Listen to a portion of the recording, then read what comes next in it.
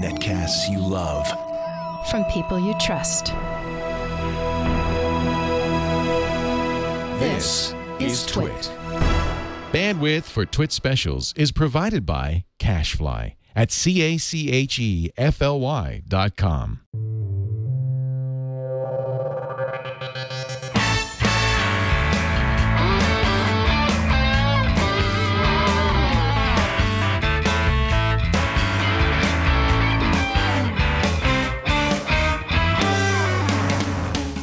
Welcome to E3, the Electronic Entertainment Expo. Leo Laporte and Brian Brushwood from the Los Angeles, I knew I would do that once, Convention Center for the big gaming show of the year 2011. Absolutely. We are mere feet away from all our hopes and gaming dreams in here. So many big titles I've been thinking about for over a year now, the chance to actually get hands-on with them. Big announcements from the likes of Nintendo and Sony. I say we just jump right in. I'm ready to go. High, everybody. Hold your Badges badges up. We're going to come on into the E3 Expo. Now, are we going to go right over to the Old Republic? We totally are. We totally are. Are you kidding me? Hello. I think you'll find my papers in order, sir. Papers? Papers?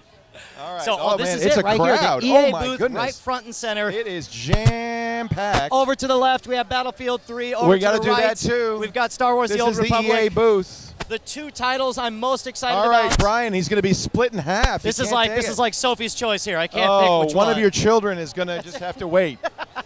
Wait for a minute or two. Let's go. You want to go to? Hey, go into the chat room. By the way, irc.twit.tv. We are monitoring chat. We will take your requests. I tell you what. Yeah, feel free to tweet us directly when I feel it go off in my pocket at Shwood SHWOOD. Let me know what you guys want to see. There's what a line questions to you get guys into the have. Old Republic here. Well, that's all right. We'll see what we can see over here. One of the things they were talking about at this year's E3 was that at the Old Republic you would be able to actually explore all of Tatooine in the game engine. So I'm not sure if these people are in line. I think for we're getting hands-on. close. Brian. Oh my gosh. Oh my God, what is that? I don't know. It's a Space Marine. Oh, that's right. Yeah, this is based in the Warhammer universe. This is a Warhammer Space Marine. Oh yeah, game. isn't that weird? I thought that was a little odd. Tabletop gaming, finding new life. Well, these franchises do in the video game format. No, I guess this is the line to get into. This is the line. And the show just opened. To go to the Old Republic. Why don't we cue this up to come back? We'll come back. But here we go. You can actually see. I don't know if these are people actually playing right now, but this is the actual. Oh, this is actually cool. All right. Right here. For those of you guys who have been living under a rock, this is going to slap the face of World of Warcraft. Amazing. Yeah. This is the sci-fi opportunity of a lifetime. BioWare. Look, you can ride one of these. Little land speeder action. Of course, the setup, the interface is very familiar to anyone who plays World of Warcraft or another MMO. It's on a land speeder. Let's try it. Oh, baby. That beats run. Absolutely. One of the things that's making a lot of headlines with the Old Republic is the entire MMO completely voice acted. And from people who have been playing the alpha, I met with this guy's a consultant. He says he's been in the alpha. He says the stories are phenomenal. The acting is fantastic. He said from his experience that everything's a little bit kind of spread out and needs to be tightened up. So of course that's probably what they're working on, refining the gameplay experience right now. This actually looks like a lot of fun. Absolutely. Here, let's keep on moving around here. All right, we're going to keep going. Here's some of the cutscene action. One of the things that they're doing, actually, you'll notice that these dialogue trees here, you can have multiple players playing simultaneously. Now, normally when you play like a Mass Effect game, you get to these pauses in the conversation and you decide what direction to go with the next line. Right. Well, when you have multiple players, multiple people can chime in at different times. Is that Lando Calrissian? No, it's his great-great-great-great-granduncle. But it's cool because you shape the story along with your friends as you play the game, and they say that even as a single-player experience, they want each character class. Essentially, it's 8 different Mass Effects crammed into one game. So a very, very big, ambitious project. Wow, it does. It looks like it's something that you would spend a lot of time in that universe. I'm a little bit afraid of it, to be honest. Lose track of reality. Reality, yeah. It does look that way to me. So this is the Metro Last Light, and it looks like look at that. I mean, they give you an idea of the booths. I tell you this is an entire subway station. Go all out on these. I mean, these immersive environments. Good to see you. How are you? We'll be over to the Xbox booth soon. You got it. Thank you. So this looks like a good booth. I don't know about the game. Well, I'll tell you what, it's such, and we talked about this before, I mean, this is an all-out war for mind share. They want you to remember with these games associated with these I think we should hang a Louie and visit Battlefield. What do you say? Absolutely, absolutely. They're playing the real video game right now. It's also very noisy in here. Oh, that's the UFC 3 arena. Boy, look at this. Ultimate Fighting look Championship. At this setup with the 3 screens, completely immersive. Now, this is what I want. Forza Motorsport. This is what I want. Force feedback controls. That's got to be so much like actual driving. You know, I think they should do a game, take your kids to school. Yeah. And it would be like a carpool game. It's highly realistic. Very realistic. You'd feel just like you could have kids in the back saying, "Are we there yet?" Yeah. You know, you could have, it'd be fun. When you get in the seat, you could sit on an old Cheerio. You could get to a certain point where like your rage level hits an all-time high. Yeah. You get superpowers and meltdown. Yeah. So then one of the things I like about the Forza series is this. You'll get notice, over here, Brent, so you can see the Brent, control. Look at this right over here. You'll notice that they kind of paint this line here that gives you the optimal way to go on the track. And when it's green, it's saying go all out. When it turns to red, it says slow it on down. That makes it easier for putzers like me. Well, but that's one of the things with games. Oftentimes, it's like, I don't want to actually be talented. I want talent simulators. Right. That's one of the things I loved about Rock Band. Is like, oh, this is what it feels like to know how to play be a a guitar. rock star without actually knowing anything.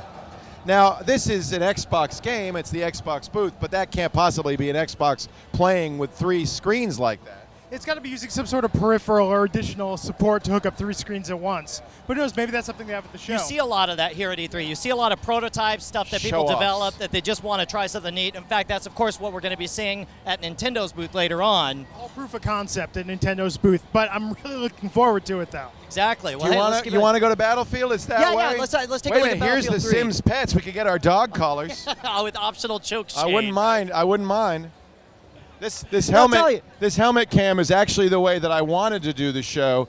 It was really my idea. He's got 2 Go cams on his helmet. Well, that's great. So one front and one back. That's how I wanted to do it. 360 degrees? Yeah. But Brent said, no, you can't. You need to have a union photographer. So the Sims pets, boy, the Sims is just been a freaking money Well, machine. and we saw the dog collar. It's a spiked collar they're handing out, but we didn't realize it was pets. We thought it was maybe the Sims Dom. That's right. The Sims get saucy. Yeah. And then we walked into a bunch of stormtroopers. Here's a stormtrooper. Oh, dear. So some echoes of Dragon Con right here. You know, I have to think it must be really easy to make. Oh, don't look behind you. Oh, sorry It must be really easy to make a stormtrooper costume because you see them everywhere now. Yeah, well, I'll tell you, man, it's a lot of that There's a factory has to do in Taiwan pumping these out. Probably, but a lot of people, they make them themselves. There are entire communities I know. of people who develop we've had them in. I can't remember the name of the battalion, but they're amazing. But these are obviously mass-produced now. These are not homemade.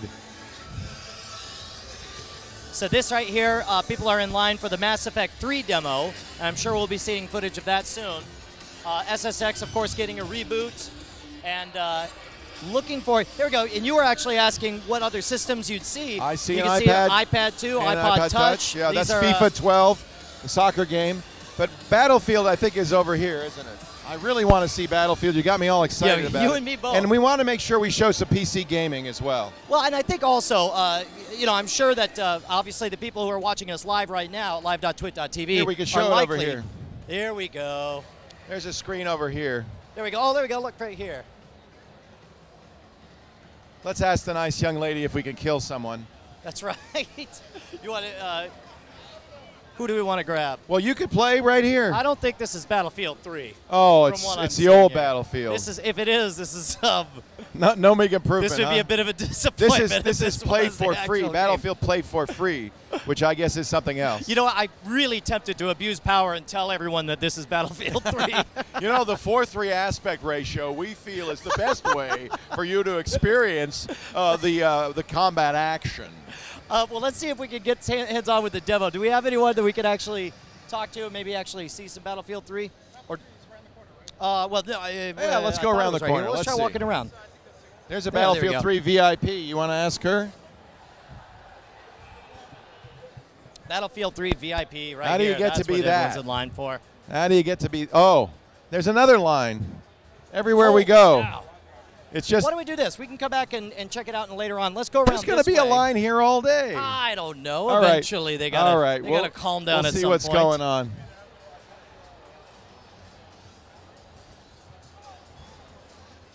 Are you telling me that everybody in this convention is trade?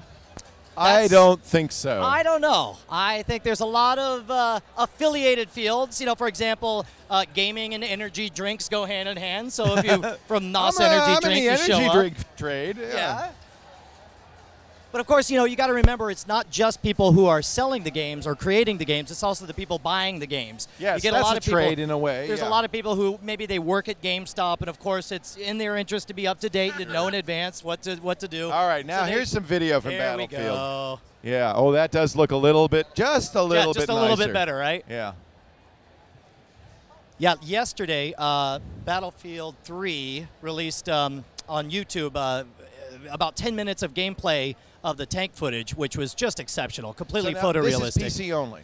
Yes. I believe, isn't it coming out cross-platform eventually? I know PC3 or PC is their lead platform, if I recall correctly. You know, it wouldn't surprise me. We're seeing a lot of crossover, especially with Sony and they talked PS3. about that today with the Wii U, that Battlefield will be in the future for Nintendo system, but the PC, I believe, is the lead platform.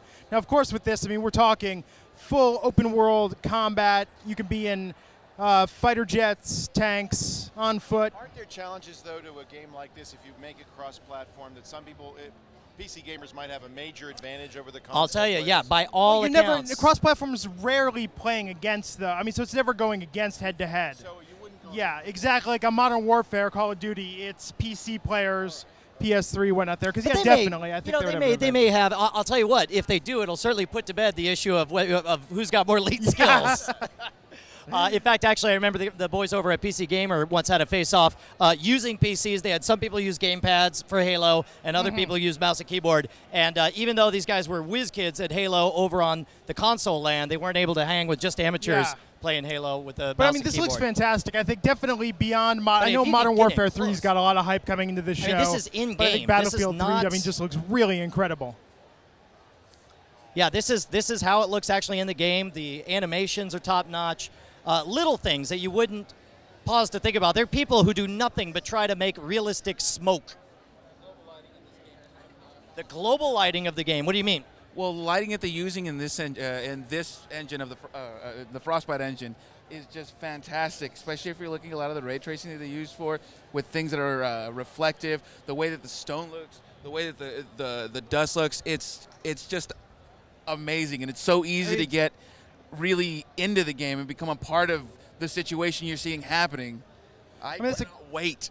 It's funny. It's also because it's not only the ambient lighting. Obviously the daylight effects look phenomenal. You feel like you're outside. But I noticed incredible detail on sound artifacting and video artifacting. For example, when you zoom in inside the tank, you'll go to thermal imaging and you'll see blown out parts in the black and white image on there. Well, when you were talking about sound, one of the things that I love that they do is that they record the sounds of the gunshot, not just from close range, but they record the sound of those gunshots from a distance, from 50 yards, 100 yards. So when your player isn't nowhere near it, you can really get that immersed feeling of being in a gunfight. Wow, I actually had not heard that. That's phenomenal. Probably as close to a gunfight as I would like to be in. That's right. I want as quiet. I want to huddle in a corner and have no kills in this game. Awesome. So are you guys, you're waiting in line to actually get hands-on and play it or just watch it? Oh, I want to play it. I actually got to go to the bathroom really bad, but I'm not going nowhere. That's the best testimonial you can get, That is commitment, perhaps. my friend. Yeah. All right, well, hey, man, best of luck. Have a fun time. Thank you. Yeah, could not be more excited about Battlefield 3. Hey, how you doing? Good to see you. Now, You excited about this game? Definitely very excited. That's cool. Yeah. You in the trade? Yeah, actually, I'm actually a developer for the game, so yeah. What game do you work on? I actually do a company called Vindictus to create. Yeah, and we do web development. So. That's exciting. Yeah. Well, have fun. All right. Nice to see you. Take care. That makes you about 104 right now, right? All right. What we'll do is if you guys, and we're watching the chat room, if there's anything you guys really want to see, let us know, and we'll break in and see if we can get in, break through the line. But meanwhile, I think it's good to wander around, get a little feeling for the ambiance. Here's One Disney Way. I don't think we're going to have to break into a line here. you never know. I think it's kind of cool. What is Disney Disney Universe? Isn't it supposed to be an online multiplayer game Or is it, if that's correct, is it's either that or it's an adventure game set in the Disney universe. But the idea is that it's multi-character. And, so but it's an MMO? I don't think it's an MMO. I think it's a casual play multiplayer, if I recall. Okay. It's either that or an adventure game, kind of like. Actually, no. I think it's more of up to like Kingdom Hearts. Got it. Yeah. Got it. So Disney really makes their booth feel like Disneyland. It's kind of funny. We're right here. It's very clean, this booth. Yeah. Here's Assassin's Creed Revelations. I know Assassin's Creed is kind of played out, and there have been a lot of versions, but I love the game. I tell you, Would you mind if we looked at it? Oh no, absolutely. I love to see it. And as a matter of fact, Ubisoft made headlines recently by announcing they were going to open their own movie studio and start actually creating their own movies. Their games are very cinematic. I mean, there's a lot of plot in Assassin's Creed. I mean, that's really almost the complaint about Assassin's Creed is that the gameplay ain't great, but the plot's fantastic. Yeah, here, Brent, we're going to move over this way over here. Or we could watch people dance. Oh, wait a minute. We got to watch people dance. Dance we 2 gotta Central. Watch them dance. I love Dance Central. Yeah. I think it's a great game. It's a Connect-based game, and so these people are actually playing. As a matter of fact, Dance Central, one of the big complaints people had about Dance Central 1 was that you could only play one player at a time. And it was very frustrating. I really want to play with other people, so now we've got a couple of people dancing. Right. You can take a look over there, Bren, and watch the people dancing. Actually, that's a couple of guys. Let's watch some women dancing over here. I think it'll be much more interesting. These guys look like they know what they're doing. These guys. All right, I want to see you up there. That's not going to happen. So this is actually the only game that I really play a lot of. It really is fun. Well, I'll tell you, it's easy to make time to play a game when secretly you're getting a good workout, too, You at the are, same time. yeah. It's a lot of fun. These guys are having a good time over here, Brent. Like, it's one of those things where you can get over the hump of actually getting yourself to jump on and play. Because, you feel so stupid at first. Well, and it's obvious that Microsoft has hired some professional dancers to be part of the game. And they seem to know a little bit better about what they're doing.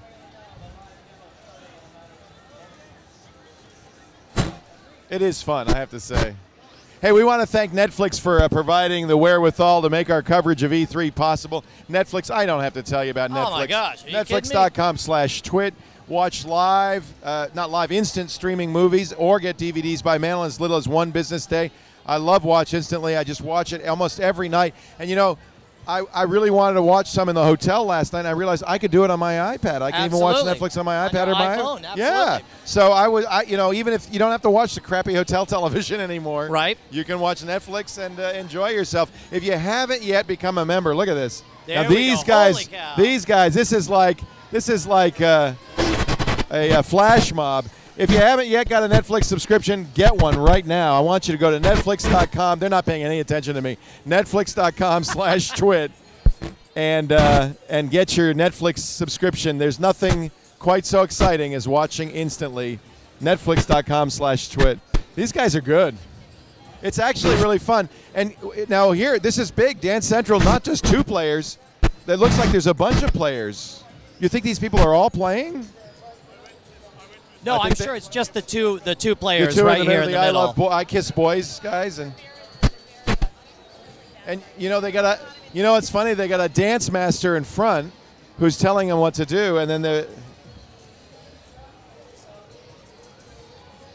I'm sorry, I'm just going to stay here for a while. All right, let's go. I'm not alone, apparently. I'm receiving tweets right now saying we're getting a bunch of interference here, so we'll move on. Oh, let's keep moving. All right. Kinect Star Wars gives you the ability to wield a lightsaber. They promised this last year. It took them a year to get with it, but they've got one. Yeah. Boy, it really is just overwhelming. There are no words. I think we lost Leo. Leo completely vanished. Okay, there we go. It's one of those things where I could for hours just walk around with my eyes open. No, I mean, it all just looks so impressive. Dropped. I mean, there's so much, and of course, it doesn't hurt that we're being just assaulted by all these sights and sounds. That just looks fantastic. Right. That's, I'm a sucker for racing games. Are you? What's your favorite racing game? Well, lately I've been playing a lot of Dirt 3. It's hard to pick one of all time because it seems like, as the technology gets better, it really, each one ups the last. I mean, I was really into the last Gran Turismo before that. But with Driver San Francisco, however, of course, being from the Bay Area, of that course, being my absolutely. home, I love the idea of being able to just wreck it, completely driving around at locations that I already know. Right. So what is this one here? Did you ever wonder where Rayman came from? No idea. Rayman Origins over there. That's exciting. That's exciting. And Modern Warfare 3 to our right. So we'll head over there, too. Modern Warfare, I mean, everybody's seen probably as many cutscenes as they want, but... Well, sure, but we definitely now, want what is this, LA? Oh, is this Saints? What is this? Wait for it. Juarez? I want to say it's Juarez because I know there's. We'll see the title screen come up in a second.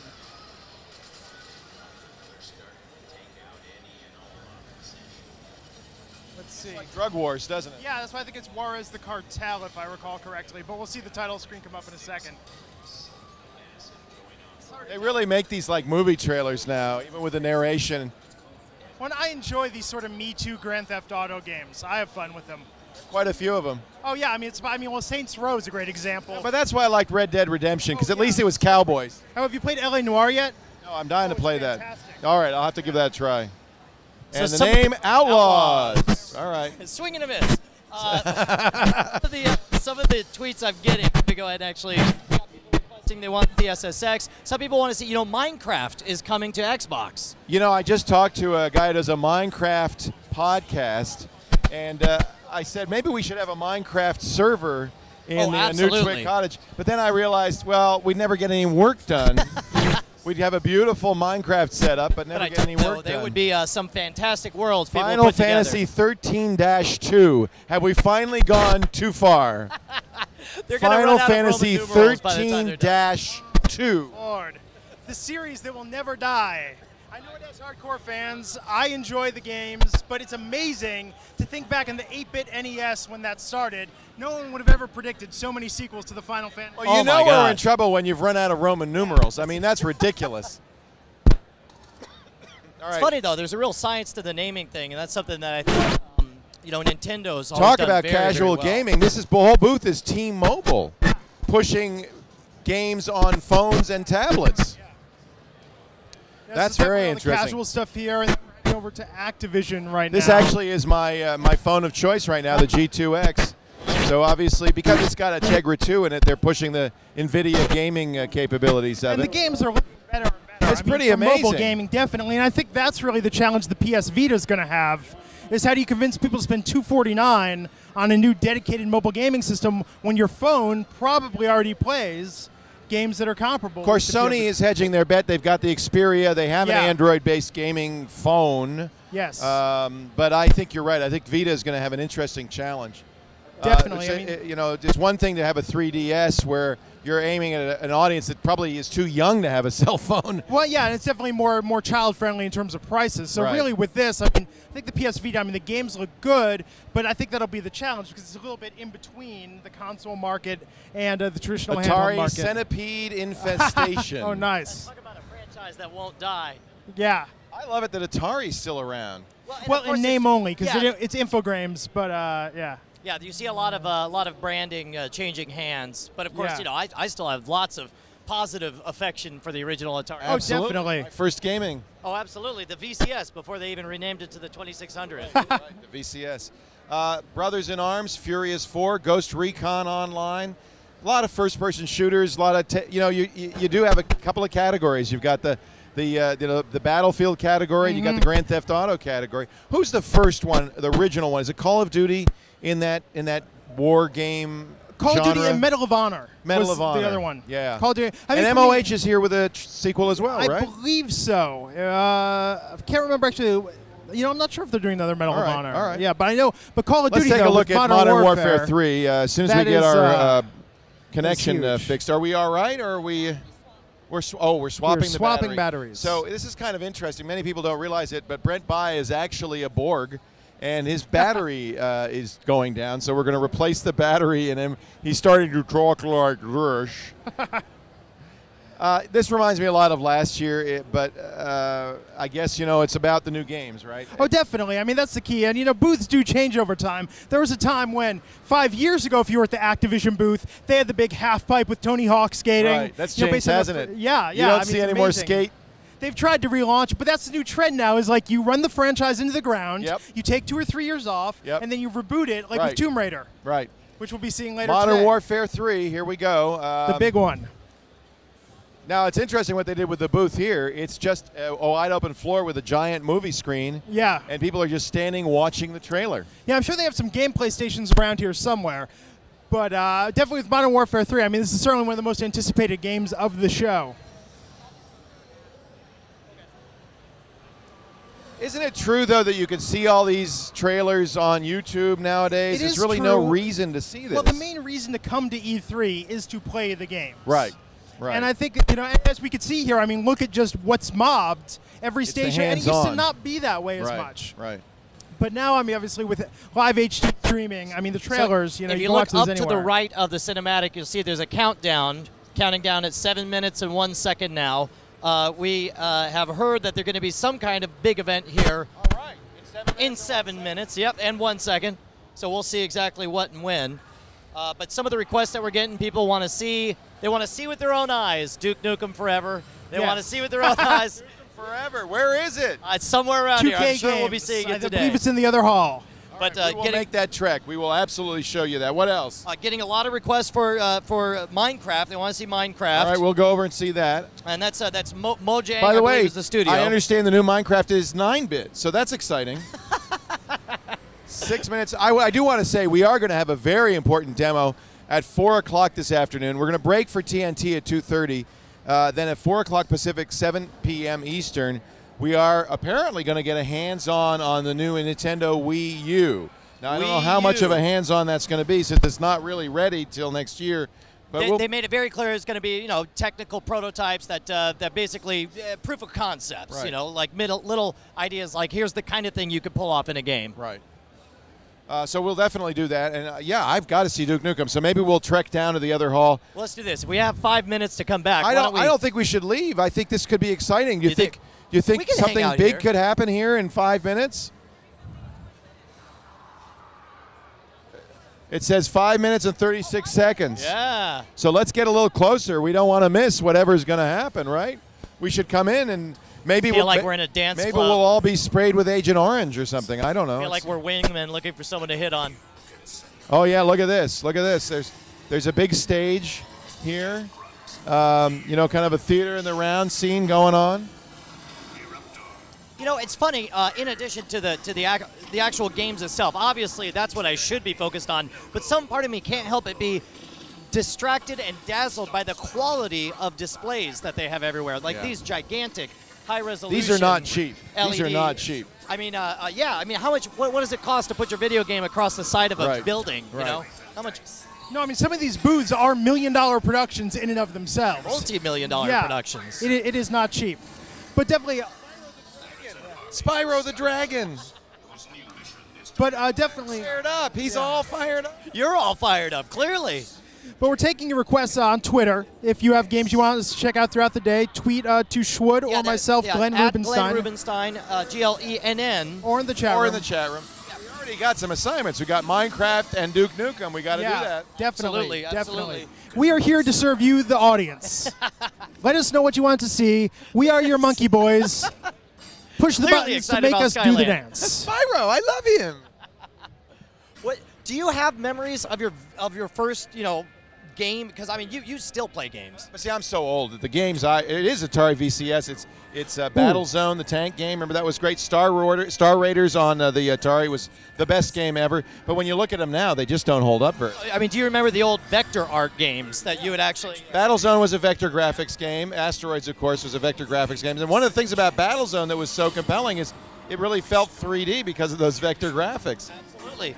Now, right now, we're looking at the new X-Men game. This is an action RPG hybrid with a branching storyline. So is this is not affiliated with any of the movies? This is all just based on the comic book Similar franchise? to the X-Men games that Activision has done over recent years. A fighting game, though. A bit, but it also has RPG elements where you gain new powers, you get experience, and that you can make decisions that influence the storyline down a few different paths. An interesting new take on fighting games. I mean, you really how much more can you do, right? Well, and you're seeing now more sort of with these action-based games, similar to like DC Universe Online, where it's a little more action-oriented, got some RPG elements, but the X-Men Destiny has been in the works for years. We're waiting. We've got about 2 minutes and 52 seconds, thereabouts, before something happens. Yeah, and in the meantime, being dazzled by all these cinematics. Oh, the new Spider-Man game. I really am a sucker for video game cinematics, even if I have no intention of buying the game. Like, if the game doesn't look anything like the cinematic. Yeah. I don't even care. It's like I love the ability to convey little bits of stories. I must have watched the opening to Left 4 Dead 2 300 times. Well, it's like movie trailers. Often they're better than the movie. Absolutely. In a time when a hero and a strange dragon could fight together. So 2 minutes and 15 seconds. Now, this Spider-Man game takes place with the original Spider-Man and then Spider-Man 2099. Really? Like a crossover? Like they actually meet each other? It flashes back and forth, I believe. That's cool. That whole 2099 universe that they did was a... I love the Spider-Man games, though. Yeah. I think the last one I really got into was Spider-Man 2 on the was PS2, great. which was phenomenal. A lot of fun. I like that. Yeah, the whole... And, you know, the best video games are the ones that... really, you don't even care what you're doing. It's such a novel feeling. You know, like the Wii Bowling, it just felt good to do that. I like open universe games because you can explore, you can play. Yeah. Well, and it's funny, too, because there was one, it was an academic paper talking about what do people do in real life when they're kids. They jump from rock to rock, they poke dead things, and they fight. Well, that's what we do on video games, only we do it safer. This looks interesting. Is this a Predator title? What is this? I don't know. Oh, there it is. This Transformers. Is It's also fun. Name that game. Oh, definitely. 1 minute now. 1 minute to something very exciting. 1 minute and They've counting. really sucked us in. We've sat here. We've watched all the game trailers. We're standing with great anticipation. They've fired up the fog machine. The haze is starting to build. Usually a good sign. That So what something you're saying exciting is about to happen. Let's go get a taco, is what you're saying, right? Let's get out of here now. Yeah. Through the build-up. Yeah, let's scoot on up here. I want you to have a good view of whatever's going to happen here. This is going to be, it's going to be a total anticlimax. Well, but we want you to see what's over there, Yeah, all right. So one of the things that has to pull in when you design a booth like this, it's not just the content, it's a matter of social engineering that you have to trick people into sticking around to hear to 19, hearing the 18, 17, exactly. 16, Stuff 15, like countdowns. 14, Half the time, people 13. don't even know what they're coming to see. In fact, I remember my first E3. There were a bunch of posters that said, "Tonight, Sugar Ray Leonard versus Oscar De La Hoya will box." I was like, what? And I walk up, and there was a full-on ring there set up. Wow. And then finally, they counted down, and they announced them. Out they came, and they boxed, playing the new boxing game, playing their own character. All right, everything's gone dark. There we go. The lights have gone out. Show the screen there. Oh, you tricked us. Another countdown. The fog machine's fired up. I certainly hope it's not another 6 minutes. I think it is, actually. I think they were counting down to the countdown. The countdown begins in 6 minutes. They can only do that once or twice. I do admit that stage is getting, there's fog building up. I think Master Sergeant is going to come out and do a disco dance. It's going to be very exciting. It's the, they're really not going to do that, are they? They totally are. They totally are. We've been snookered. We've been snookered, and now we're here. Now we're here. That's right. If the next countdown is more than 5 minutes, I'm leaving. Well, and actually that makes sense because what we were told originally is that the event would happen at 12:54, and then when the countdown was there right in front of us, they were like, "Oh, well, maybe they were confused." Well, we should have known. They knew the entire time. All right. Well, the crowd's gathering. They knew. They really are. We got a good. So we got a good seat. So it was well worth it. And of course, we're ruining the lighting by our own lights, but that's okay. We don't really care. Look at this. It's an expectant crowd. They're all looking at nothing. Now, I'll tell you, they actually are. They're putting little bits here. I see. I would guess that by the time it gets to the very end, it comes around here. It says Event 1, pre-Modern Warfare 1. British military sends Lieutenant John Price to assassinate a wealthy Russian arms dealer, Imran Zakhaev. So this is Modern Warfare 1 stuff, right? Okay, yeah, and I remember seeing that in the original Call of Duty 4 Modern Warfare. Paul Thurrott, I hope you're watching. We're doing this for you, Paul. This would be a good time to take 6 or 7 minutes to talk about Squarespace. Well, we could talk about all of our sponsors in the 6 minutes that we have here. By the way, we are down to only 5 minutes. Oh, all right. Well, I'll do a short version. Actually, Squarespace, you know about Squarespace. If you go to squarespace.com/twit, You can see what Squarespace is all about. It's hosting and software. You can continue to show what's going on. You don't have to show me. It's amazing, and I'm sure somebody in the chat room is going to do this. Squarespace is so fast because you don't have to give your credit card information or whatever. Somebody could register waiting for mw3.squarespace.com before have this feed embedded in it. You're right. In the next 2 minutes, Let's see somebody do that. Squarespace.com/twit. All you need is a name for your site. You just gave it to them, a password. Right. Change me. How about that? There you go. 1, 2, 3, 4, 5, 6, anything like that. Sure. That's secure. And then you need an email address so that they can email you if you forget your password. Or let you know when your 2 weeks are up, see if you want to actually dive in. But then you can do your own site. It's just amazing. I think the software that they use, the content management system, by the way, version 6 is due out, and it's really even sweet. so You know sweet. what I love are the widgets, the social widgets. It makes it They've so got this easy. thing that integrates with your Gowalas or your Foursquare, lets you Right. know where you're tweeting from, that kind of thing. And the thing that blows me away is I get a lot of spam comments, these fake comments on there. They're like, You can "My moderate t-shirts it on your That's iPhone just or your it, is iPad. I never go to the website. I'm always on the phone, though, Yep. and it pops up with a little pop-up saying approve or deny, and I'm able to mark it as spam. It's Super really, easy really tools. fantastic. For your first site or your next site, squarespace.com/twit. And we thank them so much for letting us be here at E3. Thanks to all of our sponsors. Thanks to LiveView, too. We couldn't be, we're actually, is the quality of the video good right now? I mean, what are they saying? It looks. Holy cow. That's the back of my head. That's incredible. That's That's the best amazing. back. Look at the detail, the definition. That fur actually looks real. It's rippling. photorealistic It's rendering. photorealistic. So we thank LiveView for making it possible because we are actually live in high def from a trade show floor. Which you would think would be the most chaotic, the most insane. And I'll tell you amazing. what, we're going to walk by the folks over at G4. They're going to have so much equipment set know. up, and we've got a backpack. You We're know what able we to did last accomplish the time? same thing. Yeah, we screwed up. We all jammed them. We broke their we show. broke their stuff because we were sending so much RF out of our mics and our live view that we actually broke them. And I don't mind. I don't mind that.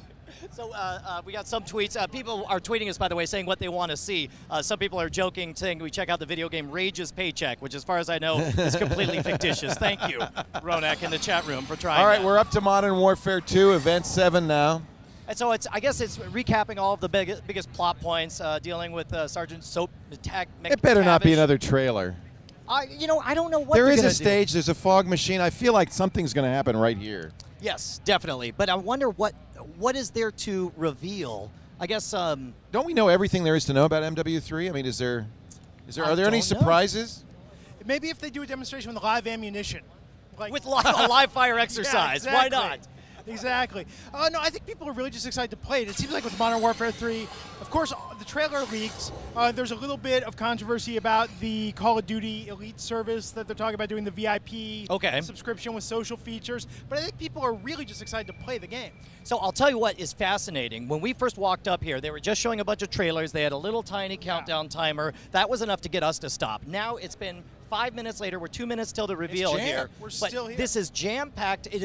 We're moths to the flames. This is one giant bug zapper. It's really the rivalry of the show, though, is Modern Warfare 3, Battlefield 3. Which game will Oh, it's got to be reign Battlefield 3. I'm on Team Battlefield for the win. I am as well. But I like the Call of Duty series. Call of Duty 2 is my favorite, though. But Modern Warfare, I like the direction they've taken it in, but I'm very excited to see what they've got. We've talked about this before. I thought that the plot of Modern Warfare, Modern Warfare 1, Call of Duty 4, was so top-notch. There were a couple of big twists that just punched you in the gut. It was phenomenal. I think they overdid the twists for Modern Warfare 2. Every single level finished with some big twist that rendered the past, everything you just did totally irrelevant. Let's use the every other Call of Duty theory, kind of like Star Trek. Yeah, that's right. Because Call of Duty 2 was fantastic. 3, not so much. First Modern Warfare, great. Second Modern Warfare, not so much. Hopefully, so 3, see, I'm willing to give it the benefit of the doubt. Every other game. We are less than 1 minute away. And so you can counting see now. down. Yeah, there We've we go. We all got the way the timeline. around. The timeline's gone all the way around. The laser show is on. The fog machine's at high. And look up above. I think something's going to come down out of the ceiling there. I think that's Spiro. Is that Spiro the Dragon? Yeah, that's Spiro the Dragon. Well, I'm so happy to hear that. Maybe that'll be the big twist. Spiro the Dragon is actually the big bad guy. Is Modern Warfare 3. Modern Warfare 3. Is that really Spiro up there? Yeah, it looks like it. Something like that. Spyro the Dragon? Yeah, I don't think they're going to have arrows in Modern Warfare 3 anyway. I hope not. Yeah, Modern Time Warfare travel. 3, There we you go. have to play. 20 seconds This is remain. so exciting. I hope you're all enjoying Place the is suddenly suspense. Completely jam-packed. Everybody's gotten very quiet except for us. I know, loudly and brightly transmitting from the middle of the crowd. That's incredible. Look at that fog machine. I can barely breathe. 5, 4, 3, 2, 1. In 10 minutes. And the lasers, and if they do another countdown. You're like, I swear. I swear. Come up with 20 minutes. Don't make me pull this conference over. Really amazing surround sound. The volume is deafening.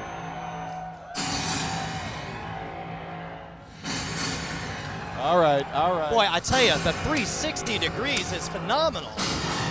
Seeing the ruins of New York right above us. All right, this is feeling big. This is good.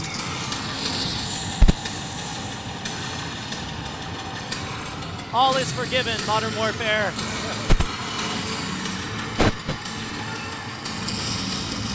Whoa!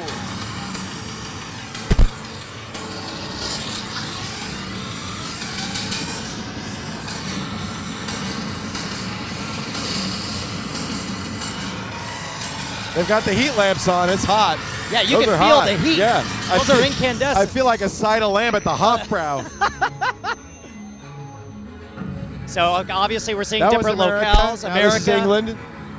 And I think they really are trying to play up the idea of an entire world war. And the sounds are just deafening. What? Exactly. France.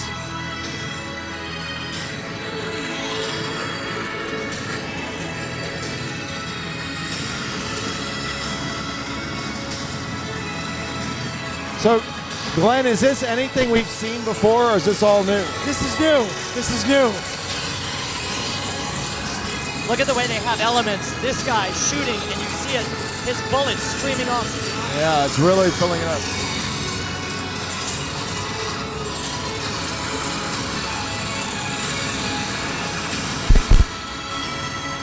Man, is this loud. France, Germany, England, America. I'm getting the impression they want us to see how big the game is. Yeah. So, Brett, if you see the sides here, it goes all the way around.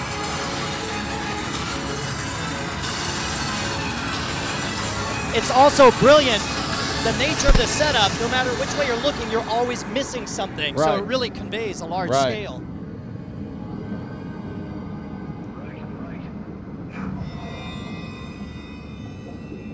Underwater. Atlantis as well.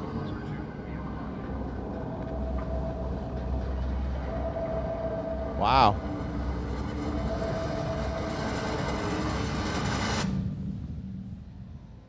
It doesn't take the most powerful nations on Earth. I love everybody looking around like, where is he? What's going on? Just the will of a single man.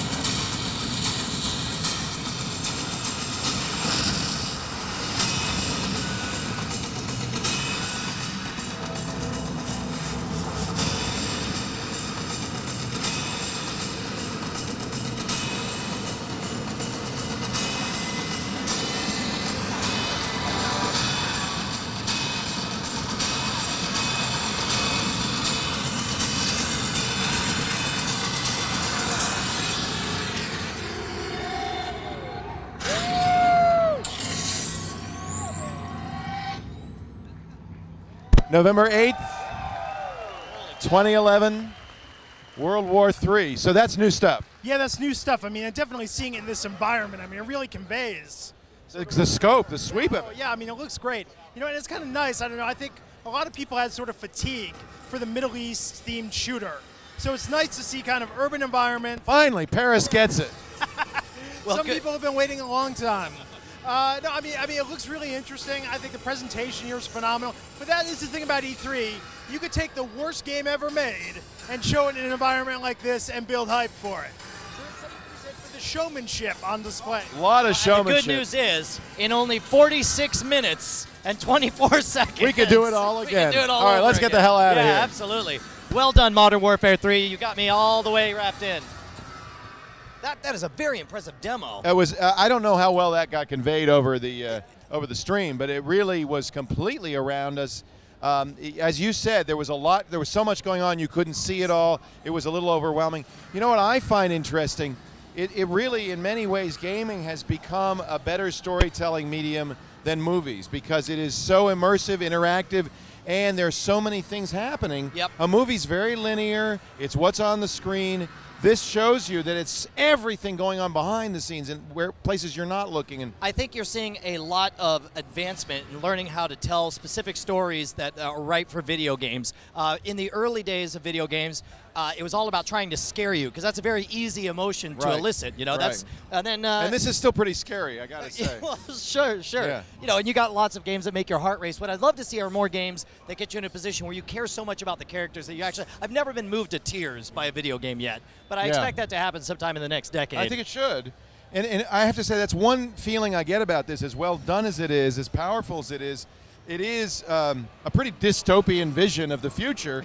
I mean, it's World War III. Absolutely. And it's pretty vivid. And in some ways, it saddens me a little bit. It's like, whoa, now wait a minute. This cheers me up. What does that say? Oh, this you're is talking cheering about the me booth up. babes over here?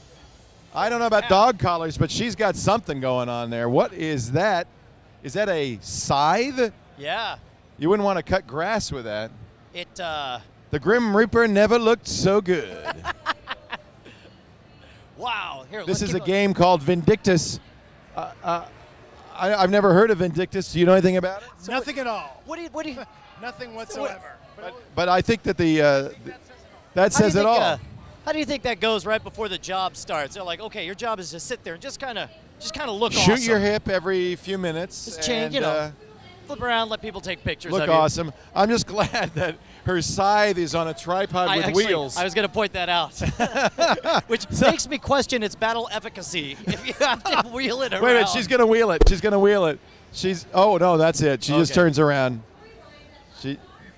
She rotated. You know, it's funny because so many of these games, because they're not based in reality, you're able to have these incredibly fantastical costumes and outfits that in it's real very world difficult require a tripod with wheels. Exactly. Yeah. We're going to head over here. So, boy, this is interesting. I'm not familiar with this company at all, Vindictus or Nexon. They've got a large booth. Looks like they have but one game, and they're putting a lot of energy behind it. But I don't know. You know, there's the game. It looks like kind of a sword and sorcery. So this looks like some kind of MMO here. Yep. There's so much money. It's an annuity, right? Because really you're going to get $10-20 a month. Do you realize that there's still a passionate core fan base that is still playing Ultima Online? Exactly. After all these years. And so that's why I could see a company investing a lot of money, hoping to get a little piece of that pie. So you only need 5,000-10,000 people paying $10 a month, and you're pretty good. Yeah, absolutely, absolutely. Especially when you just got to throw up enough new content to keep them excited and coming back more and more. Of course, one of the aspects of the video game industry is the hardware side of things. So of course we have AMD, who I guess last year before bought ATI. And creates the Radeon graphics cards. And here we are. There's a Minecraft. But now this is on Xperia. This is interesting. This is the Sony Xperia phone, the Android phone, and they're showing Minecraft. So now you can waste your life even when you're on the road. You say waste your life. I say create a world. Yeah, exactly. You know, I guess if you think about it, Minecraft really is the perfect mobile game to play because you don't have to worry about demanding is 8-bit, right? Exactly, right? That's a really phenomenon, though. And look, here's the Minecraft people. Oh, that's great. You know, Minecraft came to life. If you come to South Hall wearing blue, you'll get a head like that. That is fantastic. The Minecraft people are lining up. They're playing. This is what happens if you play too much Minecraft, right, ladies and gentlemen. Your face will stick that way. Your face stays that way. I love it. All right. So, you know, Minecraft's success is really an interesting story. It's a case where it's a lot like Second Life, but just with way lower fidelity. And somehow less becomes more in that world. Whereas, like, Second Life, you could literally create anything. If somebody had showed you Minecraft and said this is going to be the next big thing, would you? I would have laughed at him. I'd be like, no way. Were you surprised by the success? definitely, but it's got such a hardcore fan base. I mean, for the people that it appeals to, it really appeals to them. You know, I'm not saying I don't understand it. I'm just saying, who would have thought, you know? So we're at the Onlive booth. Now, this is something we're very interested in. We saw this last year. Yep. Since we saw it last year, it's arrived, and a lot of people are playing it. I don't know if they've released figures yet. No figures have been released, but I mean, they've made a lot of deals. They're going to have integration with Facebook now. You're going to be able to play within Facebook. That's interesting. Which seems like a natural fit because it's the casual gamers who are on Facebook where all of a sudden you can pop up a chat balloon and say, hey, let's go ahead and play. And you're playing live right there on for Facebook. People that don't know with Onlive, I mean, if we look here at Red Faction, so look here at Red Faction Armageddon, it looks like it's playing on a top-of-the-line PC. It's actually streaming. It's all in the cloud. Right, exactly. Now, so if you have an Onlive console, you actually have hardware that essentially just hooks up to your broadband connection, and you play over that. You never actually have the physical game or the physical system. It's all on their servers. And that's a full-on assault. So the number one complaint you hear about high-end PC gaming is the upgrading expense, the hardware, the barrier to entry. Yeah. And especially if you're 17 years old and you don't have $2,000. You get an Onlive console, which is under $100. Hell, it's a free pre-order bonus with a lot of games. If you order the new Deus Ex, you get a free Onlive micro console. Now, I'm really interested to see where Onlive goes eventually. I know At the Controls we were talking about different possibilities. I know that you have to buy the games right now, but they do give you like a free half an hour to an hour demo on most titles. Sure, and that's the thing. It's you cool. don't have it's to a cool install idea. it. You just fire it up and play because it's already installed on their systems. Yeah. But I would love to see is a back catalog of older games available similar to Netflix. Well, although with older games, I don't think the hardware requirements as much. I think most people have a PC that can play older games. Well, exactly, but they don't have the games itself. It would be great if you had access to all of those. Yeah, I mean, but it's definitely technology that is the future. And it's really cool. I mean, it's definitely something with At the Controls, the new video game podcast we're going to be launching. That's going to have a, like we talked about, a live gaming component. And with that, I mean, OnLive, something we've talked about as a potential, it's a company we'd be interested in maybe checking out what they may be able to offer. So we can involve you at home in playing the games very easily, whether you're on a PC, Mac, mobile device, because you can even do it on an iPad. Right. And in fact, I'd love to get a hold of one of these guys to find out what their big announcement for this year is. I wonder if it's the kind of thing. And I think Facebook was the big one. Was the biggest one, yeah. Absolutely. Well, I mean, cool. It's cool. Let's keep on moving around here. Yeah. Now, back here in the well, actually, do you want to go check out World of Tanks? Yeah, we should. Although we're not going to stream it live later, but we're going to check it out probably later this evening with that media thing.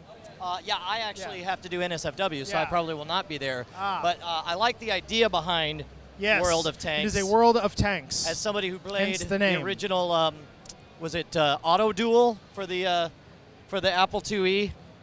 I have a deep affection for any kind of vehicle-based MMO type game. Yeah. Vehicle-based RPGs. So what's interesting is as you get away from, it really is a battleground. You got the 800-pound gorillas over here. We can hear a little more over here. It's a quieter side. We're taking you now to the quieter side of E3.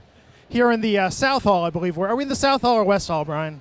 We're in the South Hall. Right. This is the quieter part where you can pick up your E3 merchandise if you're so inclined. And where some of the these are the more inexpensive booths. Yes, this is where the booths you start that to cost see. less. And of course, everybody has their own different agenda. The folks over at Machinima are here pretty much just to. There's a lot of business that gets done at E3, so you have definitely ad hoc meeting spaces that people have in there. A lot of deals get made. People buying stuff. Now, World of Tanks has an actual replica of a tank at their booth. I don't know. Replica? That's definitely plywood. It's a replica. I didn't say it was a good replica, but a replica nonetheless. Actually, you know what? That's not plywood. That actually, the paint makes it look like that. So what do you know about... Hey, how are you doing? What can you tell us about World of Tanks? It is awesome. Yeah? Is there actually somebody we can find out a little bit more about the specifics of the game? You can go to the desk right back there, and they're having a tournament going on right now. A tournament? All right, well, maybe we'll have to enter the tournament. Thank you so much, ladies. Okay. All right, let's get over here.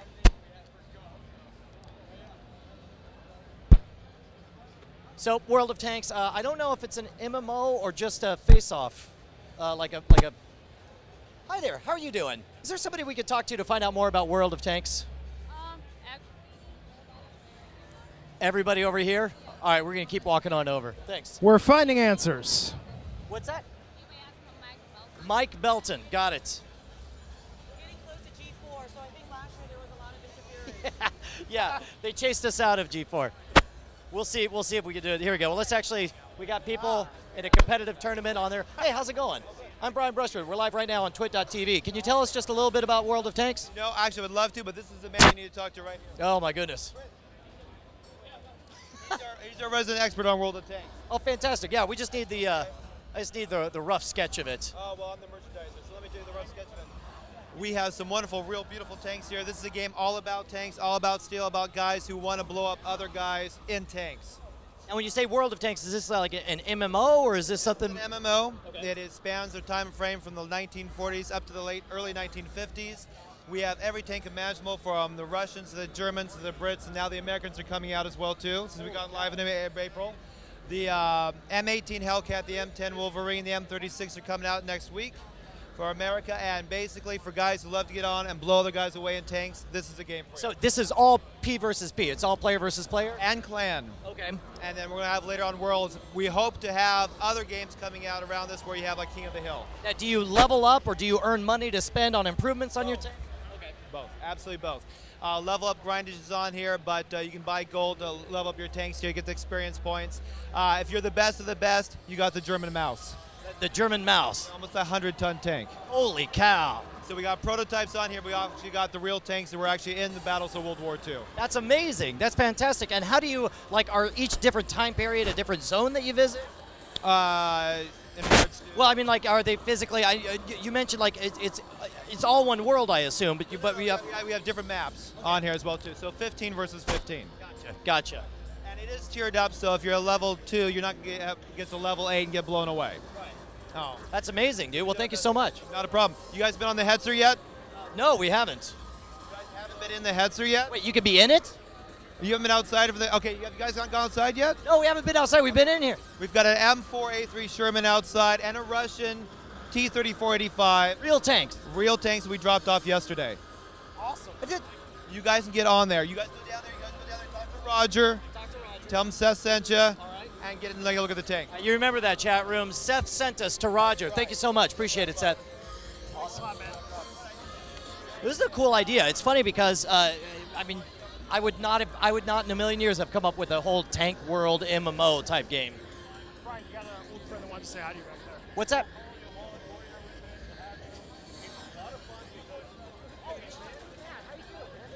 And we continue our walk. That was World of Tanks. We'll be checking that out more later. As you heard, MMO online, where you play in tanks, upgrade your equipment, and battle against other players in an environment, open world environment. We're walking out through E3 like we talked about earlier. This is a bit of the quieter area of the show, a little bit away from the bombastic noise of Modern Warfare. Oh, we're coming back. Brian's got someone? Okay. I can't believe this happened. One of my oldest friends from like the last decade or so, right? Yeah. I've known for years that Matt Wolf designed high-end trade show booths, but I didn't think I'd be running into you here. What a trip. So you actually designed the booth for World of Tanks. I sure did, yes. So where do you start? Do they give you a sketch of, you know, they come to you saying, here's the game, play it, what do you think, or what images do you see with it? Basically, I approach it more from like the corporate aspect, and they tell me exactly what they need in the booth. They tell me how many game stations they want. They need storage, they need conference rooms, they need a tank sitting in the booth, and then I just start from the ground up. I do kind of a plan view, sketch it out, and then create the look. So was this tank that's in the booth right now, this was custom built for this, or do you go online and just look for... That's an actual refurbished World War II tank. Holy cow! Yeah, that thing was actually seen battle. That's amazing. So that thing actually saw battle? It sure did. They told me about the specs of it and the size of it, and we just planted it in the booth and kind of built the environment around it. Now, what do you think of in terms of crowd flow, of grabbing attention? I mean, what kind of thought? Obviously, you know, everyone's got their own budget that they're working. Everyone has their own agenda for what they're trying to push. But everybody, of course, wants the foot traffic. What thought goes into that as you design the booth? Oh man, a lot of thought actually. The big crowd grabbing things stick out here. So what I like to do, I like to get the ID as high as I can, and this version I lit it, and then of course they wanted that huge theater screen, so we threw that in, and that's of course one of the major draws running the trailer of the booth or of the game, and then we do some lighting, do some overhead elements, and And you're bringing a tank because a tank always attracts a crowd. You missed the part where he said this is an actual refurbished. This thing's seen battle. I was walking down to the bathroom and I ran into a Nazi general and I thought, this is odd. I'm not kidding. It must be weird to walk around in a Nazi uniform. Yeah, I couldn't even imagine being in that position. He looked the part, though. Well done on the hiring. They're so committed to realism, they actually found real Nazis dug up from yeah, the frozen vaults. Look at there he is. There he is. See? Wow. Yeah, he's a tank commander. I think that's actually General Rommel. It's kind of amazing. He's looking great. The Botox Desert Fox, does ladies wonders. and gentlemen. Yeah, yeah. Oh, That's awesome. And he's very generous in shooting pictures of people in front of the tank. Adapted to modern life very well. Thank you so much, man. It's great to see you again, man. Ryan, man. Awesome. Take it easy.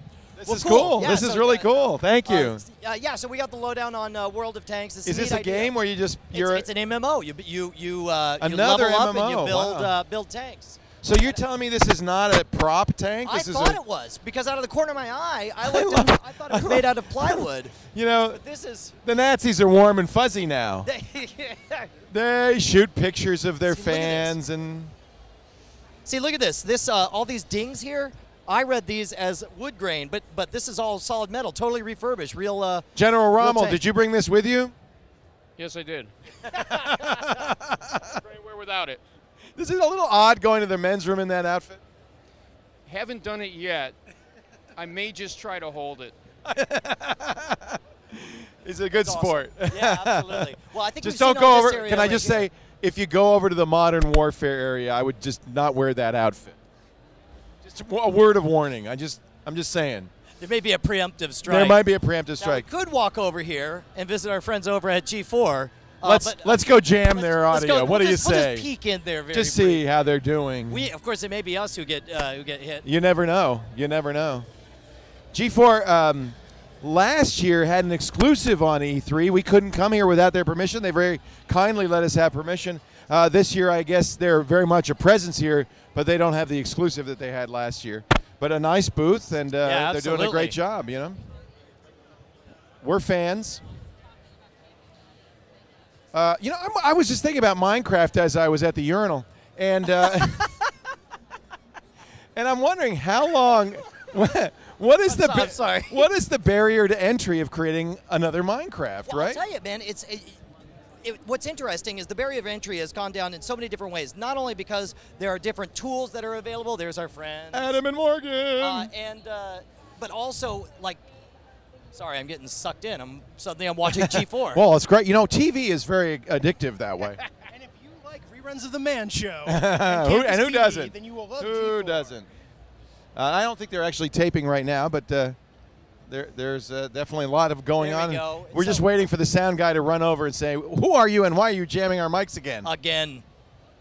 So as we were talking about anything, if it's related to games, it's going to be here. So we've got Turtle Beach gaming headsets. Headsets, I have to say. Are you a Turtle Beach fan? On the PS3 and the Xbox 360, I have definitely the best experience using those out of all of them. You know, better than a Bluetooth, that's for sure. I love the. Wow. Personally, for me, I'm a huge fan. We have found, you know, you've heard of the end of the internet? Yes. We've found the end of E3. But this is, and again, there's some part of me that has a deep affection and love for the fact that you can spend a few You want to go look at Duck Shot? You want to go see Duck Shot? Kind of do, actually. The under hall, there's the Acacia Hall or whatever it's called. The smaller hall that's underneath here. There's a smaller hall than this. Where it's really like, I mean, the underground of E3. I kind of want to go there. That's where they have like underground boxing come rings. On, you got to admit, this is about as low rent a game as you can get. This is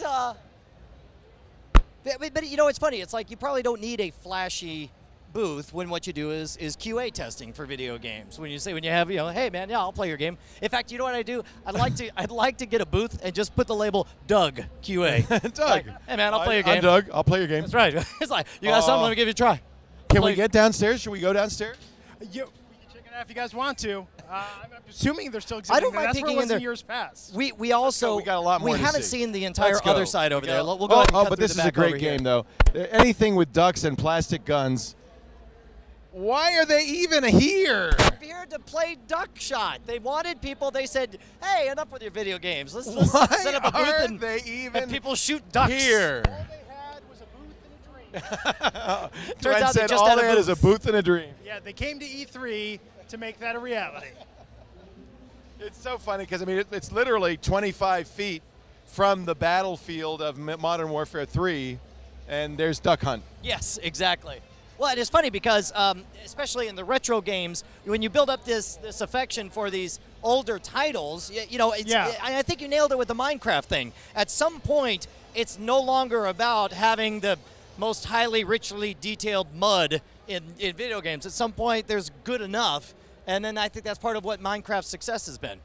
What do you think the best games are in terms of gameplay right now? We used to talk a lot about gameplay and less about graphics and immersive gameplay, but actually the gaming, are there still the Will Wrights of the world designing great games? I think now, unfortunately, the bar's been raised. I mean, look at Portal 2 as a great example. A good game. Well, great game, I think, but the Perhaps presentation... not as good as Portal 1. Well, I think it's slicker, though. I think because... It's much slicker. Yeah, to get to that level... You know, the original Portal had such great gameplay on a minimalist presentation, and with Portal 2, they streamlined it. It's not nearly as fancy as a lot of the other titles out there, but I mean, the gameplay is still there, and I think that's the key. Yeah, I mean, actually, Portal's a good example of a game that broke out, that was an afterthought on the orange box. They didn't expect it to be a big title, well, yeah, and but because it was a great game, game. Definitely. So there's a good example of a gameplay trumping everything else. You know, and it's interesting, though, because I think now, like we were talking earlier about L.A. Noire, it's sort of changing the concepts a little bit back. You know, for the recent years, it's been more about the Twitch game or more about in terms of Grand Theft Auto, like the open world and sandbox game. And with L.A. Noire, it's actually taking us backwards to the adventure game. Now, here's a game that isn't a video game. It's not a computer game. It's the AR drones. Oh, my gosh. These things are freaking awesome. You can see they're sequestered in their own netting here. But these are the ones that are piloted by your iPhone, right? Yeah. And of course, so iPhone or iPad, I've actually done it. It's very difficult to steer these things, but they have made a number of games that you can play with them. They're not an inexpensive thing, but this is what's great about this. This is not a video game. This is a real world. But it is. It's very video gamey, you know. Yeah, yeah. By the way, my phone just exploded with tweets. Apparently, about 15 minutes ago, we walked right past the creator of Minecraft. No. Didn't recognize him. They said he had a big beard and a fedora. Oh, my God. I am so sorry. I am so sorry, folks. We just didn't know. I apologize. And what can we do? Can we go find him? Where was he? I assume he was probably at the Minecraft booth. With the guys with the cube heads. Yeah, should we wander back over there? I'd sure love to talk to him. The other side of this. We could probably grab I'll tell you what. I will send a producer over. Can somebody go back to the Xperia booth? How do we?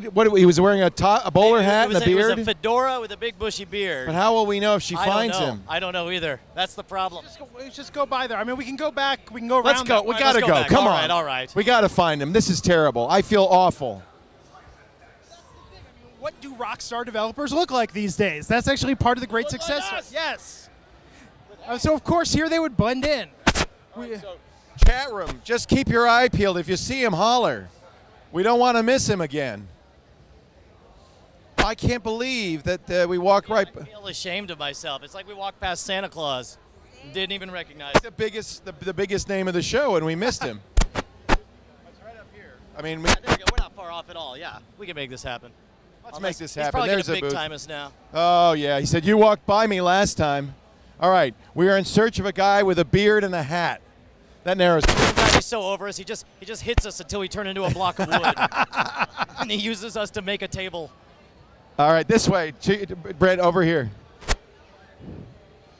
We are going to find him. We are going to track him down. All right, this is the E3 equivalent of Where's Waldo. Yeah, what's his name? I don't even know his name. I think it said Notch is what they were Notch? saying on there. He kind of looks like Glenn Rubenstein with the fedora. Is what they said. All right, Notch. It's good now that my type has become a point of reference for programmers. Let's find Notch. He's here somewhere. We can start with that. Okay. We are looking for the creator of Minecraft. Make sure to have a ticket here as well. Of course, soon we have some here. First we start with the We're looking for Notch. Who's here? Let me see if we can find him. We're really happy that you Is he here for the booth? Yes, he was here earlier for the booth. He was showing off. He was doing the Apparently, we walked right by him. So you needed to stick with me because we walked right by him. We didn't even see him. Well, we'll have him later. We'll be talking to him later. This is great. This is William Copeland. He is with the Minecraft podcast that I mentioned earlier. Yes, the ShaftPodcast.com. You got the Shaft? And it's a Minecraft specific podcast where we go over Minecraft. So take a listen. And you're going to interview Notch later. Yes, we will.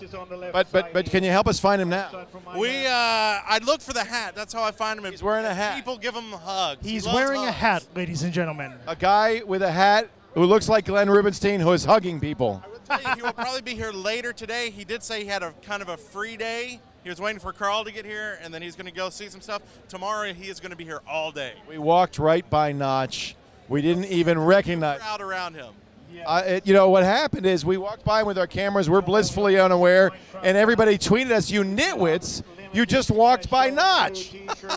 Well, that's how it happens. And did you see the experience? We did, and I was pretty impressed. Pretty cool. Now you can kill your life anywhere. No, like I had a problem sleeping. Now it's going to have a time working. You know, nothing. So it's nice to see you, William, and congratulations on the Shaft. Thank you very much. We'll talk soon. Yeah, great to see you. All right, in search of Notch. Meanwhile, while we're moving around, Chat Realm is tweeting me photos. So we have mug shots of Notch, so we won't miss him next time. Oh, good. We'll know what he looks like.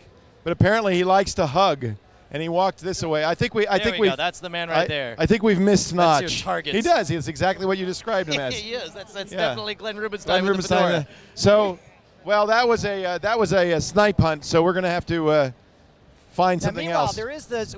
I guess we've seen just about 2/3 of the entire South Hall. Well, we're going to make it got, on over got to more this to section go. over Let's here. see the other side. All right, we're gonna other side. And then there's the South Hall. There's other stuff, isn't there, to see? Oh, sure, yeah. Well, South Hall, there's plenty more to see here, and then of course we have the West Hall coming up at 4 o'clock, starting off with our hands-on demo of Nintendo's new Wii U console system. I want to pronounce it just as one word, Wii U. Wii U. I think that's the idea. Wii U. Wii U. You know, someday somebody's going to make a game called Pew Pew Pew for the Wii U. And, well, we'll all have descended to baby talk. Their tagline should be, it's magic. So it'd be like, it's magic. Woo! Woo! So, hey, a reminder, if you're a J.J. Abrams fan, we're hosting a very special screening tomorrow night jealous. in San Francisco of Super 8. It's a pre-review, screening. It's not out till Friday. 11 p.m. It's a late-night screening. TWiT's hosting it at the Castro Theater in San Francisco. Don't just show up. You have to RSVP. You've got to go to the website, Super 8 Secret, SUPER, the number 8, secret.com, and the password is MINT. M-I-N-T. So if you want to join us, I'll be there tomorrow night, and I'm really looking forward to seeing this. It's Steven Spielberg produced. I hear it is amazing. Of course, who doesn't love J.J. Abrams? But the reviews, the early word on this movie is it's very, very exciting. You know, one of the things I like about the movie, or I hope I'm going to like about it, is that it's produced by Spielberg. J.J. Abrams is the new Spielberg. I He's agree. The new It's a good collaboration. It takes back at a time when I remember being a kid. 1979. It stars kids in the movie. It's something I want to bring my daughter to, get that experience. And yet, it's a little scary. There's some scary stuff. It's exciting. I'm sure there will be, yeah. The story is in 1979. A bunch of kids accidentally film a train wreck, but not all is not what it seems to be. And as the plot develops, it gets very exciting. We will be the first to see it tomorrow, 11 p.m. at the Castro Theater. And if you'd like to go, popcorn and sodas on me. Right on. Just to go and RSVP right now. Secret.com and use the password MINT. So we've made it halfway back through the South Well, Hall. the G4 crew is here. And as we move through, we're finally getting to new territory for us, seeing some stuff that we haven't seen yet. There's a bit of a some bottleneck. interesting parachute action going on over here. Oh, SSX.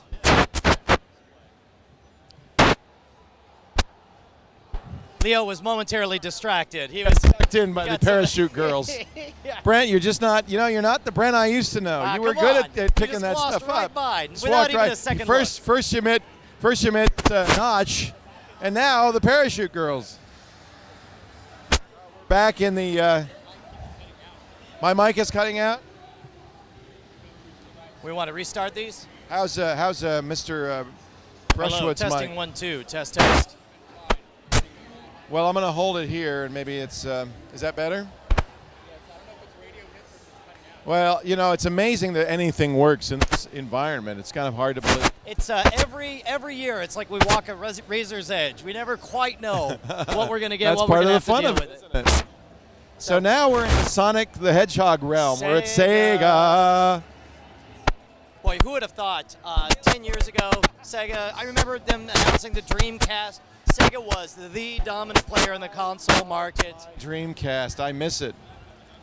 And of course, they made a habit of coming out with a new peripheral every single year, and I think that's part of what killed them. Well, we talked about Virtua Tennis, which used the Kinect on the Xbox and the Move on the PlayStation 3. They're still making great games. And I'm glad to see Sonic lives on. That's a great franchise, I have to say. Oh, look, here's a little Sonic. Let me just kiss his finger. It's Mario and Sonic London 2012, the Olympic Games.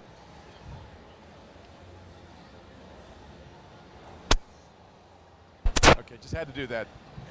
Hey, So, go ahead. This is one of the titles they were mentioning at the Nintendo press event, the Mario and Sonic London 2012 Olympic Games.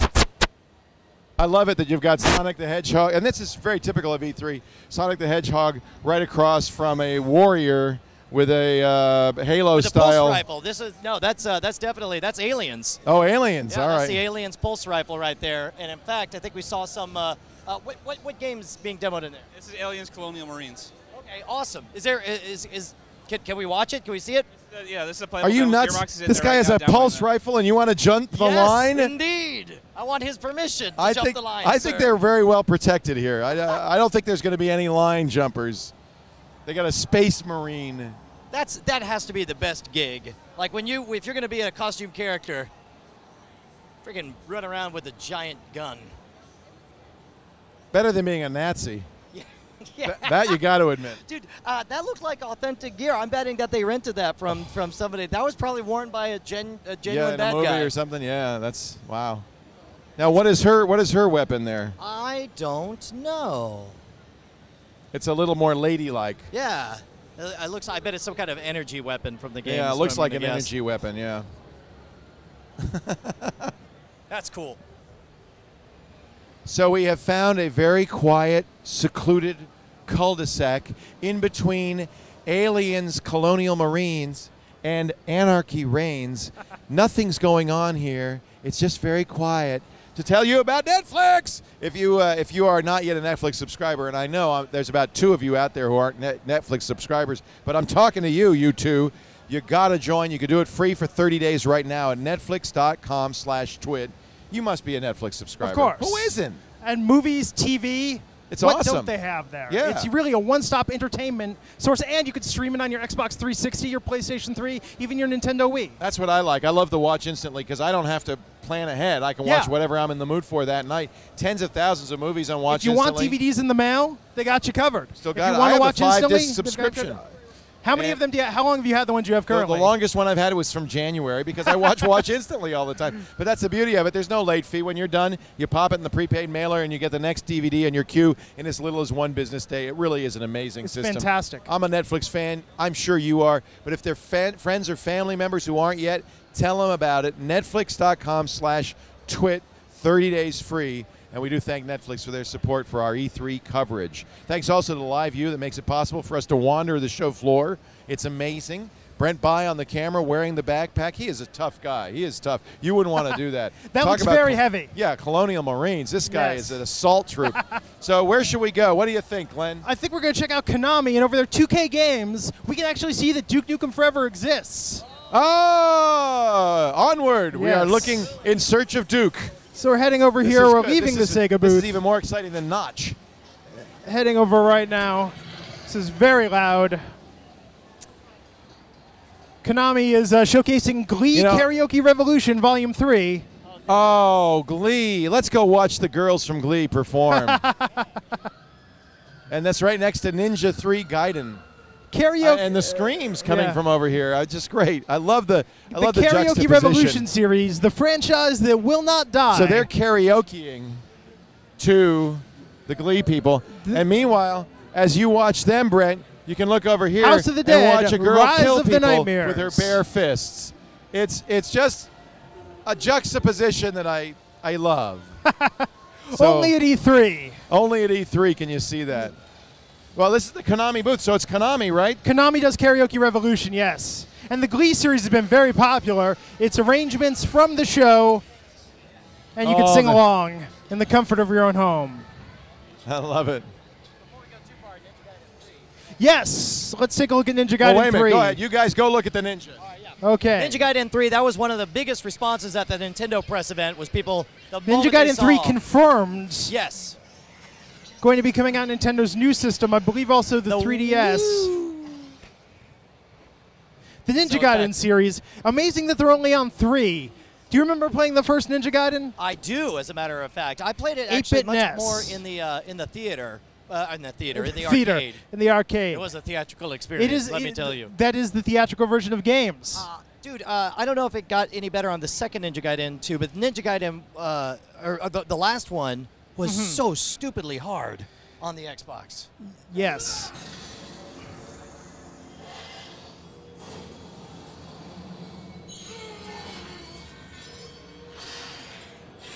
If you like ninjas and ninjagle, is that a word? Of ninja-tacular things. Ninja-style tactics. Ninja Gaiden 3 is the game for you.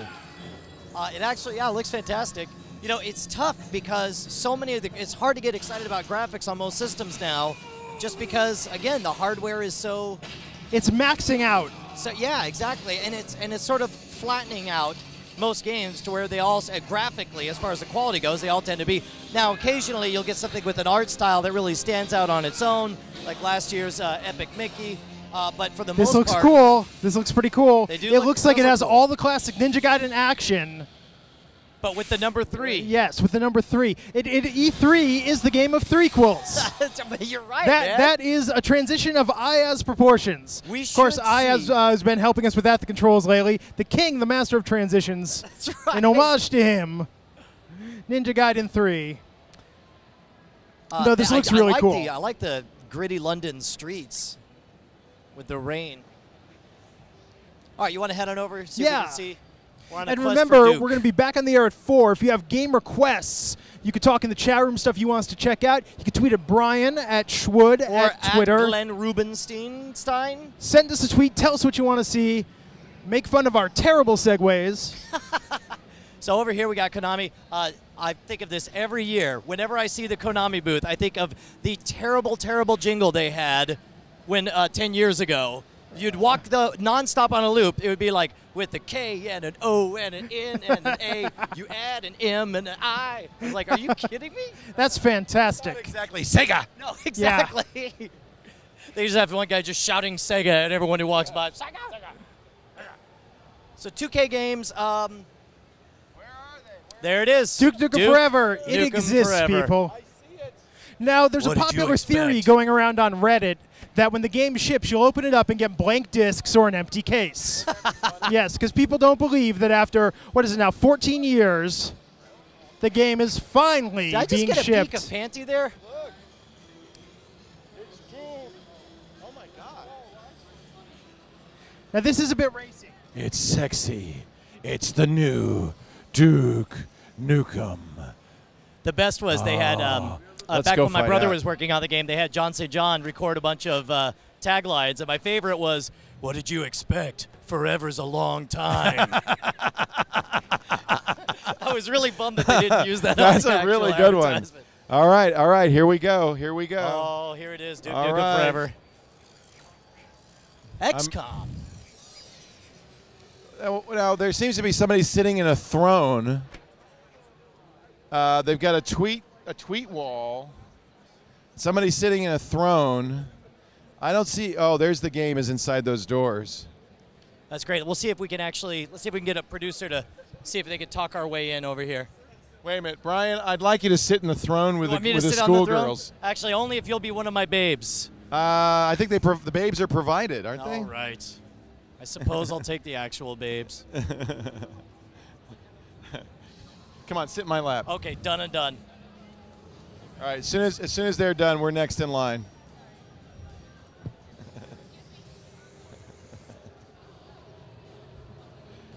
We're trying to. I've got the producers on the case trying to get us to actually. We want to get see. in. Yes, we're not just wasting time here. We want to get in. All right, Brian. All right, here we go. Can Brian and I? Yep, all right, go. okay, here we go. Here we go. Okay, sit my lap. There we go. There you go. Okay. Hold on. There you go. Now that's a shot. We're live, ladies. Oh, I don't want to leave. Duke Nukem forever. I'm kind of happy now. Just stuck. Help! Brian, you're very kind of cushy. I am cushy. I'm you're softer than you would expect. You are for somebody with such spiky hair. That's right. Yeah, go ahead. You can touch the hair, ladies. Thank you. Here we go. 2 girls for every 2 boys.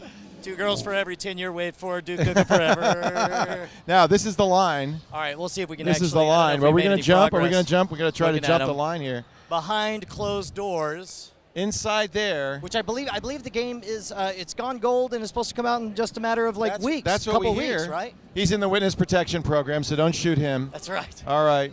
I think that's Trench or no Notch. Notch. Yeah. Actually, it is Trench. Oh, look at this! Look at this nice this is a great outfit. BGR mods. Wow. I'm not familiar with BGR mods. But I know, but that is one hell of an outfit. Costume. Big ups right there. I just hope the guy's wearing lifts. He's like 8 feet tall. That is someone I will not be pissing off. No anytime soon. siree. That's great looking. Isn't that beautiful? That is really nicely done. I'm telling you, man. I need a gig. Can we just dress up in costumes next year for E3? Okay, We'll act like his Dragon. I'll wear the schoolgirl outfit. You get the Master Sergeant. So this is the line. It's a long line. I want to see Duke Nukem. I really want to see Duke Nukem. Maybe we could give somebody $100 to let them take their place in line or something. Well, let's see. Have the producers figured it out? Lynn, are we able to jump the line? Do we know? We can't jump the line. I just want to see the game We played. just want to physically see it. Can we watch We don't somebody else believe play? it. We don't believe it. The game is actually in stores next week. All right, but I don't believe it. Duke Nukem Forever, which Wired retired from their list of vaporware. That's how long this game has been in the works. We waited 6 minutes for Modern Warfare 3. We could wait a week for Duke Nukem. Yeah, you know what? I can do that. Yeah. I'm down with that. Hail to the king. Well, I apologize. I was hoping we could get in, but apparently It does seem like more of a shift towards these little behind closed door they screenings really this don't year. want to do this. And it used to be Yeah. you could come up, walk right up to a booth and try a game. Much more just on the floor. And we're seeing that with some booths, but with others, it's a lot of this behind closed doors shenanigans and tomfoolery. I've sent Lynn back saying all we want is a demo. Maybe she can get a demo for us. We'll see. When she returns, if she doesn't have a demo, we've always got the Master Sergeant here. Just arm wrestle him instead. Yeah, that's one of those things where it's like, and you're right, because E3 is such a media-centric event. It's hard for, even if you got cameras and you're live streaming. Doesn't get you anywhere. You know, but like a Dragon Con, a CES, we're able to just muscle our way in. We're live, and they don't care. Yeah, of course, of course. So you do remember that last year we scaled the wall to see the Nintendo 3DS. Yeah, this time I like our new setup. Actually have an appointment. It's a crazy idea. I don't know. I want to climb the wall again. You know what? Maybe we'll do it just for old time's sake. I got to fix my hairs that have been knocked out. Those girls messed with you. Knocked askew. Those girls, I'll tell you. Well, can we watch some cutscenes? Can we do something? I mean, well, I'll tell you what. Let's start moving should we look back over this here? way, and even if we're not able to get in, we can keep on moving back. There's a few more booths in the back. I got to tell you, Leo, I think we've almost covered the entire South Hall. I don't know of Is that any possible? I don't know of any big titles that we haven't. Well, let's run into. ask our You know audience at home to go to the chat room or to tweet at Schwood and tell us. Boy, I sure would like to. We did get a. see We did get an appointment. Unfortunately, the only time that we would be able to get hands-on with the Old Republic will be during Tech News Today. So while we go live. Well, we could shoot in it. studio. We could shoot it. Apparently they're saying no cameras. It's only for Explorer. But I'll talk about my experience when we come back. Oh, that's going to be exciting. I can't wait. It's like me telling you what it was like to sit in that I know. throne. Well, with this bizarre lump of flesh sitting on top of you. It was a scene from Duke Nukem Forever. I mean, they've shown that where Duke is sitting in a throne, with yeah. Schoolgirls. So they're reenacting that scene from Duke Nukem I love the fact that Forever. people are actually wearing the Minecraft heads around here. As they walk around. Burger Time World Tour. Are you kidding me? Let's go see it. Yeah. All right, Duke, you lose. we're much more interested Burger in Time. Burger Time. If the you're like World me, you Tour. remember this game. Back during an era when people told you that perhaps playing video games would only lead to a job in fast food. Burger Time is back. Yep, that's Burger Time, and it's in 3D. It's in 3D now. I'm surprised that they're not asking you to wear glasses for it. It's So like you a can actually world of burgers. You can't truly experience Burger Time unless you're wearing 3D glasses and watching it in real 3D. What do you think about when they reboot classic games like this? I think they close their eyes, and when they open them, there's a cha-ching sound, and there's dollar signs where their pupils used to be. I imagine it goes something like that. But I don't know anything Sometimes about it's good. Frogger was okay when they updated it. You're talking about like in 1999? Yeah, like the pseudo 3D top down. Yeah, I do that was remember okay. That. That was an Yeah, okay it was game. all right. Actually, you know what was actually good was the Battlezone reboot. Yes, It was actually really or, good. Or Tempest 2000. Tempest 2000 had that on awesome the Atari techno Jaguar. soundtrack. Yeah. Yeah. Still have my Jaguar somewhere.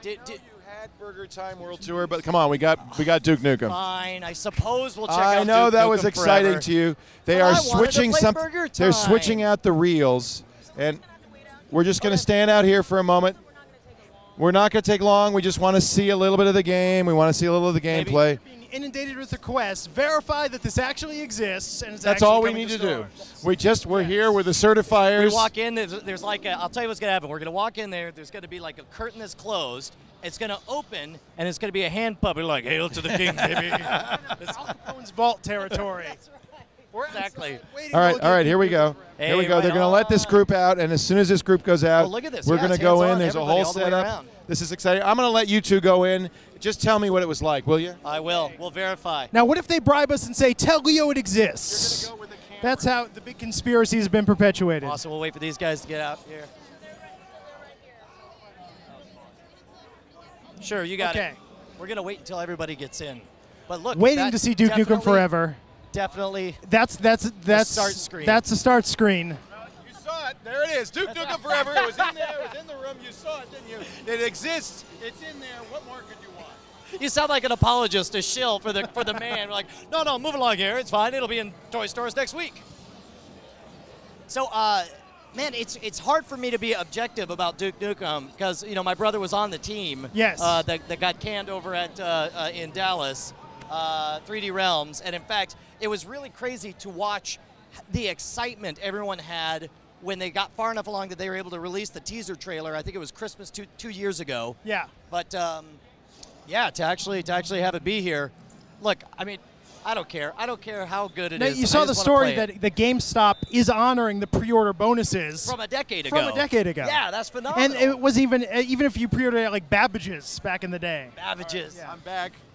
Apparently, because you guys are commenting, they have to go. I don't know. We may not be able to. No! Yes. You do not take this away from me, Leo. You may have to just watch in silence. Okay, we could do that.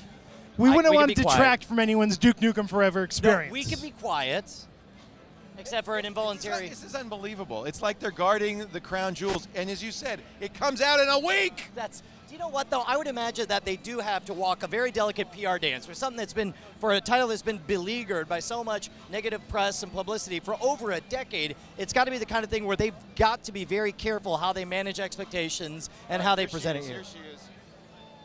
We won't say a word. We'll just look. Quiet. All right. Here we go, ladies and gentlemen. We're about to go in. We're not going to talk. That's why we're whispering even outside. We're being very quiet. These are fine doors. This is clearly high security They shut here. the doors. Continuing to stay very quiet. In deference to the king.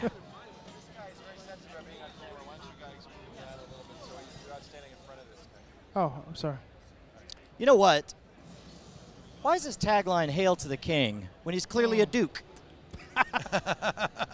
Should be like I've "Hail never to the thought of that Viceroy." before. Yes. Oh, hey, how's it going? Done. Done and done. Here, give me the mics. Give me the mics. You guys look. Can I comment out here and from outside? And I will stand here, and they're going to go in. I have the mics. They are not being heard. All right, so now they're going to go in, and I've taken their mics away. Press is going in. What you're about to see, ladies and gentlemen, is Duke Nukem Forever. Yes, the title exists. Yes, it's coming out. Konami 2K games. And we have exclusive footage. I'm now going to be silent as you watch in amazement. So, what are you doing after the show? You got anything to do? Are you going to be hanging out, or maybe you'd like to have Oh, these are still live? Oh, never mind. I'm just kidding. Thing and then yes, we're going home, actually. If what you guys they didn't let you in. 9 minutes ago. All right. Okay. What do you think? I'm pretty good. I'm more excited to figure out the Wii and all that stuff. What do you think? Wii's very interesting, isn't it? I mean, I still think the Kinect is a lot better in my opinion. I'm talking to Sehas Kata from Scattertech. Yeah. But yeah, the Wii, I mean, it still feels like multiple components and kind of a theoretical thing more than actual thing. I mean, like they play golf, it's pretty cool, but like Kinect can do it without components. You can just use a screen. So also, price point's a big question mark. If something that expensive is basically a tablet. I mean, and if you need multiple controllers, that's going to cost a fortune.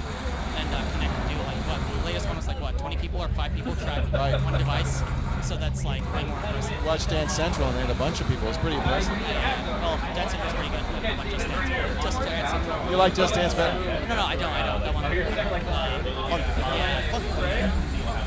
What do you think with PSP pricing though? You mean the Vita? Yeah. I thought that was very interesting. $249 for the Vita. It'll be available when next month? Yeah, and I don't know. Does it sound like a Vista to you? I think he's on steroids. Vita it's a terrible name. I think it should have been the PSP too. It's like recognizable. I mean, Wii U, that makes sense. It's like. You think Wii U makes sense? Well, I mean, at least the fact that it's recognizable. I mean, it's Wii and just another digit or letter after it, and people know what that is. American way. I mean, what is it? Exactly. And there's also the real question, the very legitimate question of people have very powerful phones now. Do they really want a portable player? Exactly. I mean, for hardcore gamers, sure, but like, I mean, they're just trying to track the touch enthusiasm or attraction of that whole thing right now, and I don't know if they're going to do it right because touch is not an easy thing to do. Apple took a lot of years after research to do that, and Android is finally catching up with all that stuff. And Sony, I mean, their interface looks really primitive, to be honest, and I don't know how that's going to work. So we're talking out here with Scattertech while Brian Brushwood and Glenn Rubenstein are actually looking at Duke Nukem Forever. Yep. And so what other booths did you guys make it to? Well, we've been around all of them. We're just wandering around with our camera, having a good time. What is the chat room saying right now? Anything going on in there? We've got commentary in the chat. Talking about Macintoshes. I don't know why it took 10 years. Well, that's one of the reasons they wouldn't let us go in with microphones, I believe, is that they didn't want us to ask that question. Brian will fill us in on the story, but of course, as you probably remember, all the developers were fired a couple of years ago. They started over. They did, in fact, keep the assets, so whatever I guess they had worked on at that point was saved. But Duke Nukem is a beloved game. I think that probably, it's not a modern game, but probably a lot of interest. All right, I'm going to be quiet now. The camera mic is on. Oh, shh. So what happened? It exists. Total hand puppet, bro. No, it was awesome. It was cool. It looks better than I thought it would look. Yeah, it actually, a lot of people thought the graphics would be lagging because they've been in development and redevelopment so long, but it looks good. Looks as good as any other, Xbox 360. If it weren't for the nostalgia and the drama around the game, would anybody be interested in this? I think so, actually, because it brings back, we were watching the multiplayer and the deathmatch. It has those classic elements like the shrink ray, and when you're glowing orange, you can't kill him because he's on steroids, that kind of thing. So it's got a slightly retro feel, but that's by nature of being in development for such a long time. Yeah, it's now it's retro. It's not even outdated. It's retro now. now. It's a feature. But no, I think it's cool. I'm looking forward to playing it. I mean, it comes out like in a week, so. Yeah, absolutely. $2.99, right?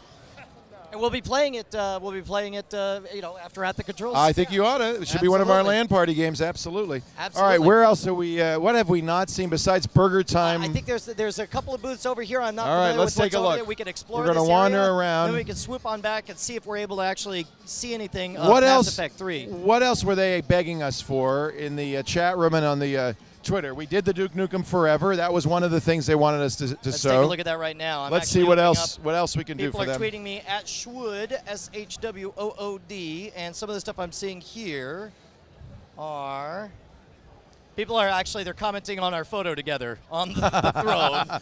That's going to be all over the Twitterverse. Yes, absolutely. Actually, that's all I'm seeing. Yeah, that's what I thought. About the throne. So let's start another Twitter thing. Retweet my tweet because I want everybody, all of our TWiT fans in the San Francisco Bay Area to join us tomorrow night.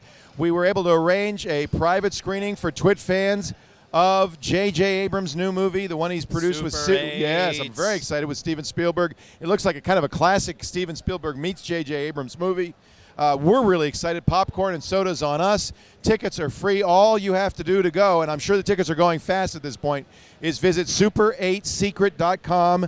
The password is mint. Please RSVP if you plan to go. I will be there. The whole TWiT team will be there. We really look forward to seeing you there. Tomorrow night, 11 p.m., the Castro Theater in San Francisco. Somebody pointed out Bioshock Infinite, which I believe I saw really want to see that. over on that far corner. Did I imagine that? I thought I saw it out of the corner of my eye here. Here's some cutscenes from Duke Nukem. Is that Duke Nukem that you're looking at there, up there? No. That's something else. Or is it? Yeah, that's definitely not Duke Nukem. That's not Duke Nukem. Let's take a peek over here. I All right. could have sworn I saw Bioshock Infinite. I could be totally confused, though. I do want to see that. I'm a big Bioshock fan.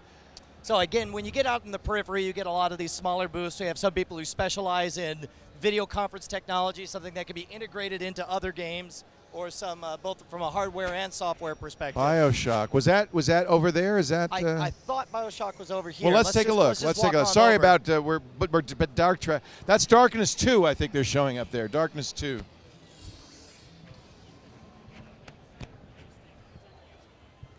I want to thank our friends at while we're walking at squarespace.com for making this possible. Squarespace.com/twit. If you have a website in mind, maybe you're a business that doesn't have your website yet.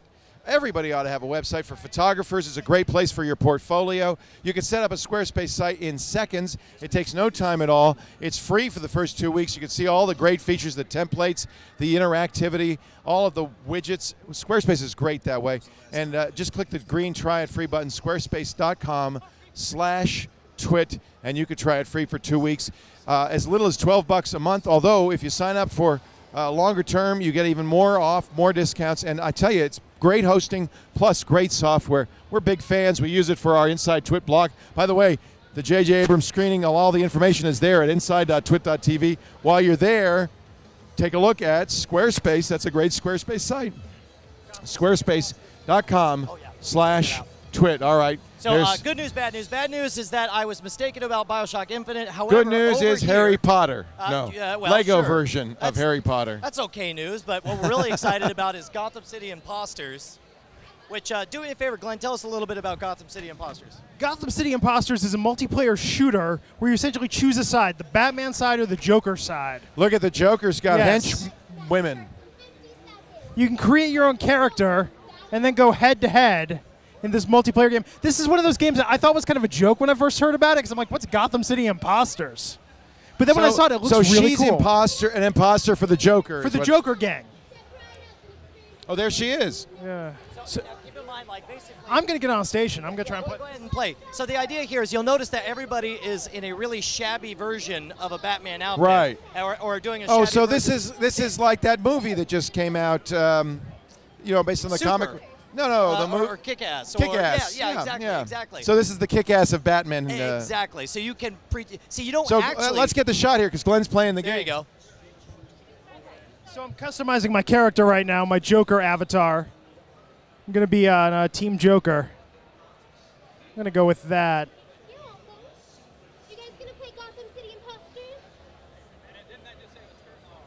So we got different face types, different hair types. You really want to pretend to be Batman. This is your game. Okay, cool. This should be interesting. Looking forward to actually playing this. This is such an off-the-wall idea. I love it. I like it. I like the creativity. Yeah. Okay, match starts in 10 seconds. Brian, I'm going to hand this off. Apparently, Glenn does not have the ability to use two thumbs and a mic at the same time. So we'll narrate as he plays. So we're in an amusement park. the premise of which is that you get to play a Batman character. Now, okay, now the idea is you start off as a shabby Batman, but I believe, if I'm understanding it correctly, that as you level up, you get to buy better and better equipment to where you pretty much become as badass as Batman. I think that's a great idea.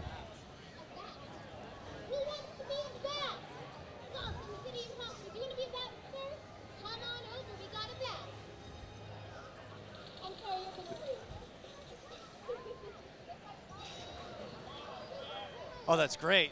You know what? This is my kind of game. I'm digging it. Well, I don't know if you just saw, but somebody had set up a trap bomb and then stood there with the car battery with the jumper cable hovering over it. It's all ghetto gear.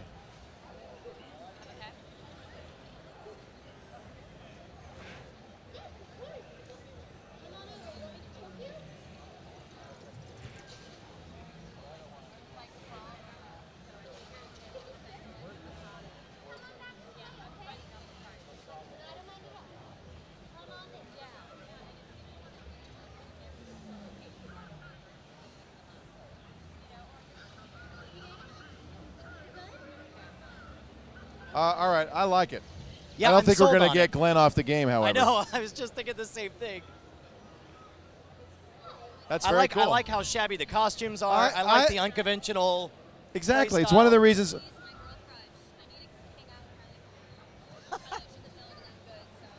So is she your arch rival? I mean, kind of. We're kind of from different worlds, but I kind of have a girl crush on Harley Quinn, so hopefully, you know. You want me to introduce her? The other parts of my Justice team won't care. I would love an introduction. It's pretty funny that we've got like two different worlds colliding. I know. All right, get a picture of this. This is going to be amazing. When worlds collide here. I'd like to introduce you to a secret admirer who's always had a crush on you. I do. I have a bit of a girl crush, so you can't tell the rest of my Justice League counterparts because they wouldn't like that very much. But I thought our worlds should collide. I'm Wonder Woman.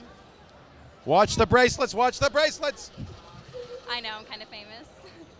I would like to point out that the entire world stopped within sight of this meeting. So the second these two started talking, everybody stopped and shut down. That's awesome. All right, I've got to run. It was good to see you guys.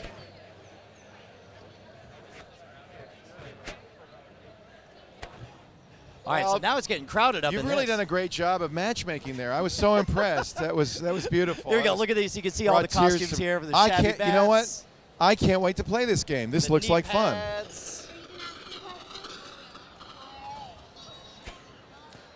Yeah, we're kind of in the back now, a lounge where people are playing Mortal Kombat.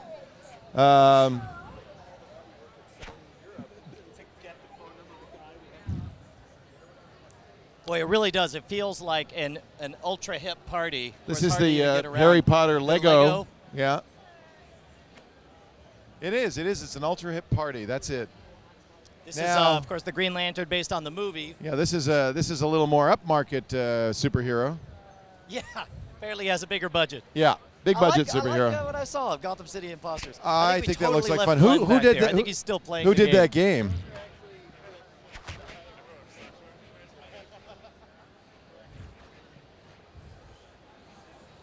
They got some pretty heavy security in here, I'll tell you that. Holy cow, yeah. I This is all Batman Arkham City. Again, upscale Batman. Interesting. There's some more stuff. We found a whole nother realm. We've lost Brian and Glenn. That's when you know the games are good, when you lose your hosts playing them. So I finally saw what I was seeing earlier, the Bioshock thing over at Where 2K. is that? It's just a brief. We need to find that. I'd like to see that. Now, this is a You Draw game tablet. Get out of town. A 9-year-old named Autumn DeForest who works primarily on large canvases in an abstract expressionist style. She recently received first place Best in Show among 80 adults at the Malibu Arts Festival. The 9-year-old Autumn DeForest is acclaimed around the world. Her paintings have sold for more than $25,000 each. And she is painting something using the UDraw game tablet. So that's crazy. Ladies and gentlemen, oh, she's about 4 foot tall. Look how tiny she is. Oh, my goodness. She's just a little thing. Adorable. She's an adorable little girl. And she's actually drawing. She prefers bigger canvases, of course. Man, that's amazing. What a gig. How do you like, I'm sorry, but as soon as school's out, you need to go to E3 to doodle on a pad. You know, it's tiring after a while. I would imagine. Unfortunately, I guess she's using the UDraw pad that they're showcasing, and of course I can't see it through her. Let's see if we can find one on display somewhere. Do you really care? Kinda. Really? You want one of these? Well, you have kids. I don't say I want one, but I want to know what they're pushing. Well, there's one in the case over there. It looks like a smaller Wacom tablet. To be honest, that looks an awful lot like the controller for the Wii U.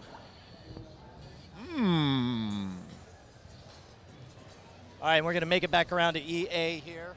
Red Faction Armageddon. I think we did it, Leo. I think we made a full lap of the South Hall. Well, next the West Hall. Yes. And we're going to take a break in about 20 minutes for TNT. And actually, Glenn just showed up. So you got hands-on with Gotham City Impostors. Thoughts? You know, I like it. I like team-based shooters. I like the pick-up-and-play element. And I like the little attachments like the grappling hook, invisibility, little power-ups. I mean, it's fun.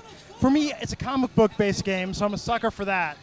You know, it could use some polish still, but I think it'll be worth checking out, especially for people that are into Batman. Yeah. You know? From everything I saw, it looked like they did a good job of making, making everything look shabby on purpose and making the gameplay itself just a little bit silly. I mean, it seems fun. It's definitely one that I'll play. You know, I'm not sure if it's going to be compete with, say, Batman Arkham City. Right, of course. You know, I don't think it'll replace my DC Universe Online addiction, which I think I've kicked now successfully. I don't know. We're going to be by thanks to the PSN being down. I'm sure we're going to be by the Sony Online booth later. Oh, sure, you yeah, know, we're definitely going to checking it out. See, I'll be sure to berate them about DC Universe Online then. Ask about what's coming up. But I don't know, Gotham City Impostors, after playing it a bit, I like games like that. So, you know, I thought it was fun. Yeah, it reminded me a little bit of the gameplay, actually, of Duke Nukem Forever, where it's just meant to be kind of over the top and a little bit goofy. Do we want to say hi? Let's THQ. You want to go play a little home front? Hey, how you doing? Let's go. Not here. Today. Unfortunately, we don't have anything shown at the floor today. Home front, you know, we're looking at all of our newer games. Last year was home front year. Absolutely. This year is Metro, Saints Row 3. Red Faction launched today. We also launched a Homefront demo today. Okay. So definitely, if you haven't picked up Homefront and you want to give it a shot, definitely go to Xbox Live, grab your copy, and be able to download that. Play so when the demo, does it start at the beginning? Because it's a very powerful opening to Homefront. Absolutely. Homefront demo today is only multiplayer. Okay. Multiplayer only. And essentially, we gave away 2 different maps in our multiplayer. One map that we've never shipped yet. It was one of our DSC maps. Wow. It's called Spillway. Definitely really cool. If you've even played Homefront and you have the retail copy, definitely you want to download the demo anyway to basically take advantage of that map. Right on. We'll appreciate it. And Saints Row looks pretty exciting. It's a pretty wild game. What we've shown here, granted, it's such a fraction of what we've shown, you haven't seen anything yet. Right. Fantastic game. Cool. All right. Nice to see you. Thank you. All right. That's great. I can't wait. It sounded like he made some kind of promise to you. He's going to send me something. I don't know what. I think a copy of Homefront. Oh, that's fine. Yeah. I don't have much time. You know, it's actually one of the sad stories of my life is that as I get busier and busier, I don't get as much time to play games. And I used to love the downtime. I used to love to play. It was a lot of fun. I'll tell you, it's every so often I'll get a game that involuntarily sucks me in. Mass Effect 2, I didn't get anything done for 2.5 days. Yeah, I played through both Bioshocks and really loved them because I love the atmosphere. But I have to say, most games nowadays require a lot more time to really become adept at it, you know? And what's nice, though, is I think that's what you're seeing with the emerging space of mobile gaming. You find time to play games that was normally just dead time. Yeah, Angry Birds I can play. But, you know, the last game I really wanted to play was StarCraft, and StarCraft 2, and I really was excited by it. but I can't, I can't play it because I don't have the time. It takes a lot of energy to learn and play. And I've noticed for me as well, now that I'm a father, of a 7-year-old, I find that I have to play games that I can always pause, which makes it very difficult to do an MMO where other real people are depending on you. And I know, and Old Republic looks so good. I know, I'm so excited about it. I have a feeling I'm going to have to play at night when the kids are asleep. Let's see if we can, the line for Old Republic is still pretty long. Maybe Battlefield 3 will be a little more accessible. Should we try one more time to get in there before we wrap things I'll up? do whatever it takes to get Battlefield. We'll see if we can send a producer in. How you doing? Very good. I love your podcast. I watch them all every week. Oh, we appreciate it. Yeah. Thank you very much. Where are you from? From Germany. Oh, that's great. Yeah. And what are you here for? I work at EA, Electronic Arts. Can you get us into Battlefield 3? We want to see what's going on. Absolutely. What? Can we get a little demo? That would be fantastic. Oh, I know you too from the podcast. Oh, thank you very much. It's good to see you. We would love. Who do we have to talk to? We're live right now. We'd love to. We're very excited about Battlefield 3. Well, thank you for coming up and saying hi. This is exciting. We came and the line is around the block to get into Battlefield 3. That's very exciting. Let's go up here. All right, we're going to go take a look. We got some connections. Look, they're shooting in 3D over here. So we're going to come over here. All right, we're going to make it on Battlefield 3. This is good. We're getting a special entree. He's using the TWiT pull. So you have to tell Paul Thurrott that the times of Call of Duty are over. I think so. We're very excited. It is a battle between the two of you, isn't it? Yes, absolutely. Absolutely. Let me see if I know someone. See if you can find somebody you know that we can jump the line with our cameras. All right, we're going to work it now. Well, we'll see. I don't know. Working the mojo over here. We'll see. I thought I was a social engineer. It's lucky that we got fans. That's where it comes down to it. It's an underground movement. It's a sleeper cell army that gets us in wherever we need to be. You saw that he wants Paul Thurrott to convert from Call of Duty to Battlefield. That should be interesting. I'll tell you what, man, I'm already predisposed, especially, as we talked about. I am excited to see Modern Warfare 3, but Modern Warfare 2 kind of left me a little bit frustrated. So I'm hoping. I never played Battlefield. Tell me how it differs. Well, Battlefield. I mean, first of all, when I played Battlefield 2, I lost a whole year of my life to that game. It was the only multiplayer game that I played. It's great because you have a few different soldier types. You could be anti-tank focused. You could be infantry. You could be sniper. You could be commander class. And then every vehicle in the game is usable. So everybody's on this giant map. You have to control different checkpoints. And then you see a tank over there. You run over. You hop in, and now you're running over people with the tank. If you're the commander, you're able to call in airstrikes and destroy entire sections of it.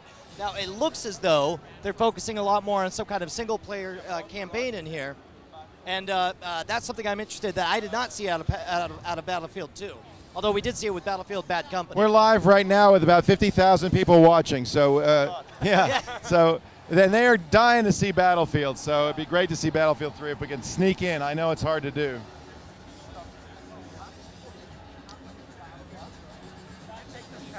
All right.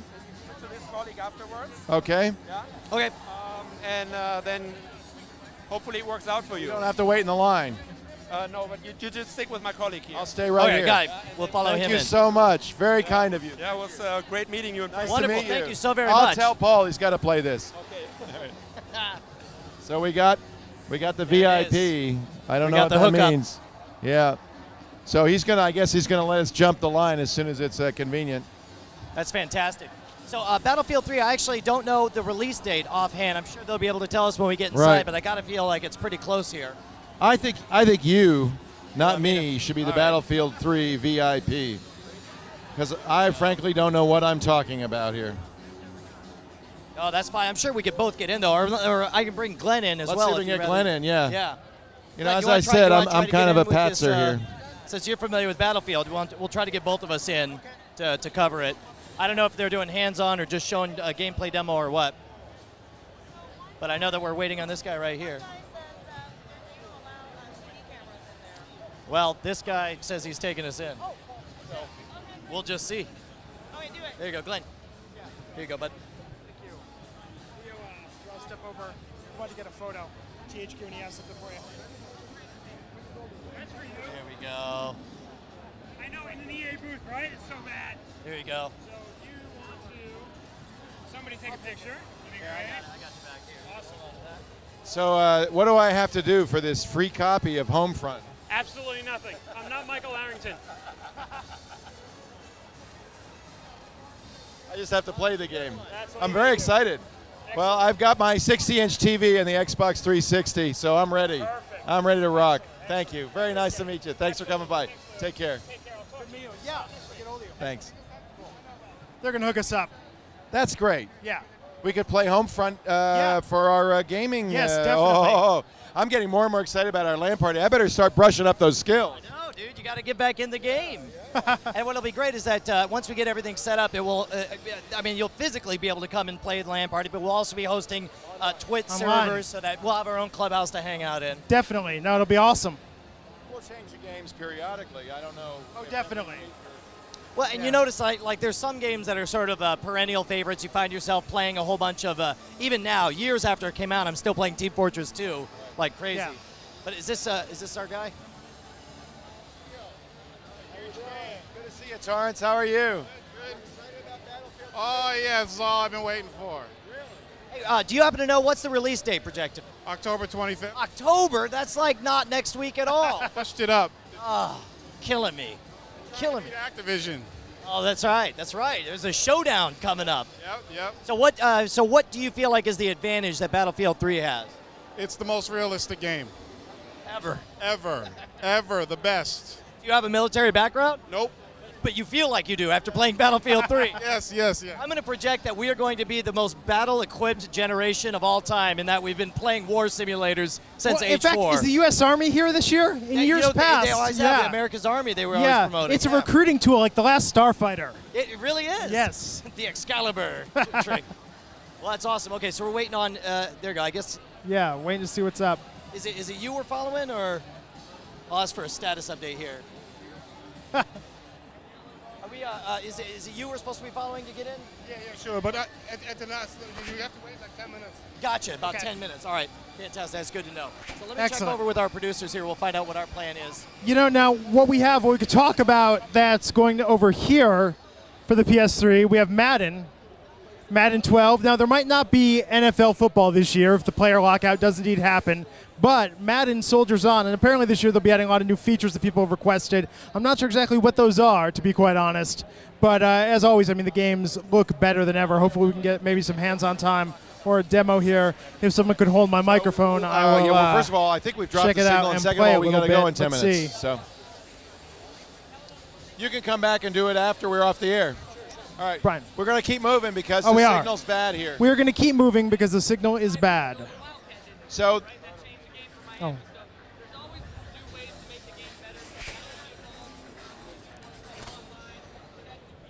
as you can see, the EA booth is insane. Just in terms of the number of games, the number of people. Electronic Arts, of course, one of the biggest third-party publishers in the video game industry. We were having a bad connection where we were. Sometimes just moving a little bit helps, so we'll see if it helps. Yeah. The other problem is we weren't going to be able to get in there for 10 minutes. We're going to run for TNT at about 2:30, so we don't have time. We'll get you in there. You can come back and tell us about it. But the big story is... 4 o'clock, Nintendo. Hands-on with the Wii U, Nintendo's new system. That's exciting. So we will get that when we come back after TNT. Yep. What else do you have planned after the... After that, we're also going to check out Sony and everything they're doing. We're going to check out Bethesda. We want to see the Vita. We're going to be all over the South Hall this afternoon from 4 to 6 o'clock on TWiT. So let's do some thank yous. Once again, a quick reminder. I don't know if there are tickets left, but if there are, you'll find them at sonic8secret.com. We've got a special screening tomorrow night, 11 p.m. at the Castro Theater in San Francisco. Beautiful old Art Deco theater. Fantastic. There's a lot of room there, so I think we might have a lot of seats. TWiT is hosting a special screening of J.J. Abrams' new movie, Super 8. And there's some surprises there. We've got some popcorn and soda for everybody. I'll be there. The whole TWiT crew is going to be there.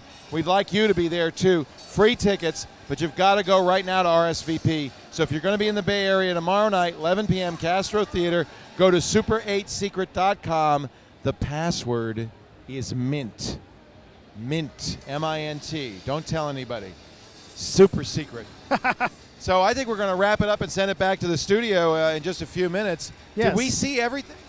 You know what? We made it all the way around the South Hall. The only things that we didn't get to see hands-on were Battlefield 3 and the Old Republic, both of which it's looking like I'll be able to play when they're doing TNT. We'll come back. We'll get impressions when we start at the West Hall. Providing we can drag you away from the Old Republic. I will live. I'm going to live in Tatooine for the rest of my days now. It's a dream. It's all over.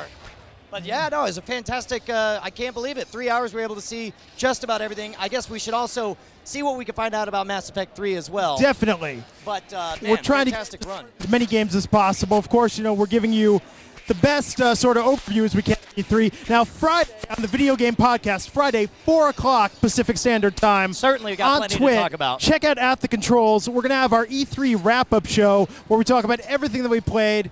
We're going to be here. He's really going to do this, isn't he? No, when we do the Gatorade thing. That's right. Successful job. Yes. Hey. But today at 4, do not miss the Nintendo hands-on. The system doesn't come out till next year. If there's we're something check in it out particular, today. If there's something you want to see at Nintendo or at Sony, make sure to tweet Glenn Rubenstein at TWiT, or of course at Leo Laporte. We're taking your suggestions, and I think that's it. Are we ready to toss back to the cottage? Toss it back to the cottage from E3 in Los Angeles. Leo Laporte, Brian Brushwood, Glenn Rubenstein. Take it away, Tom. Woo!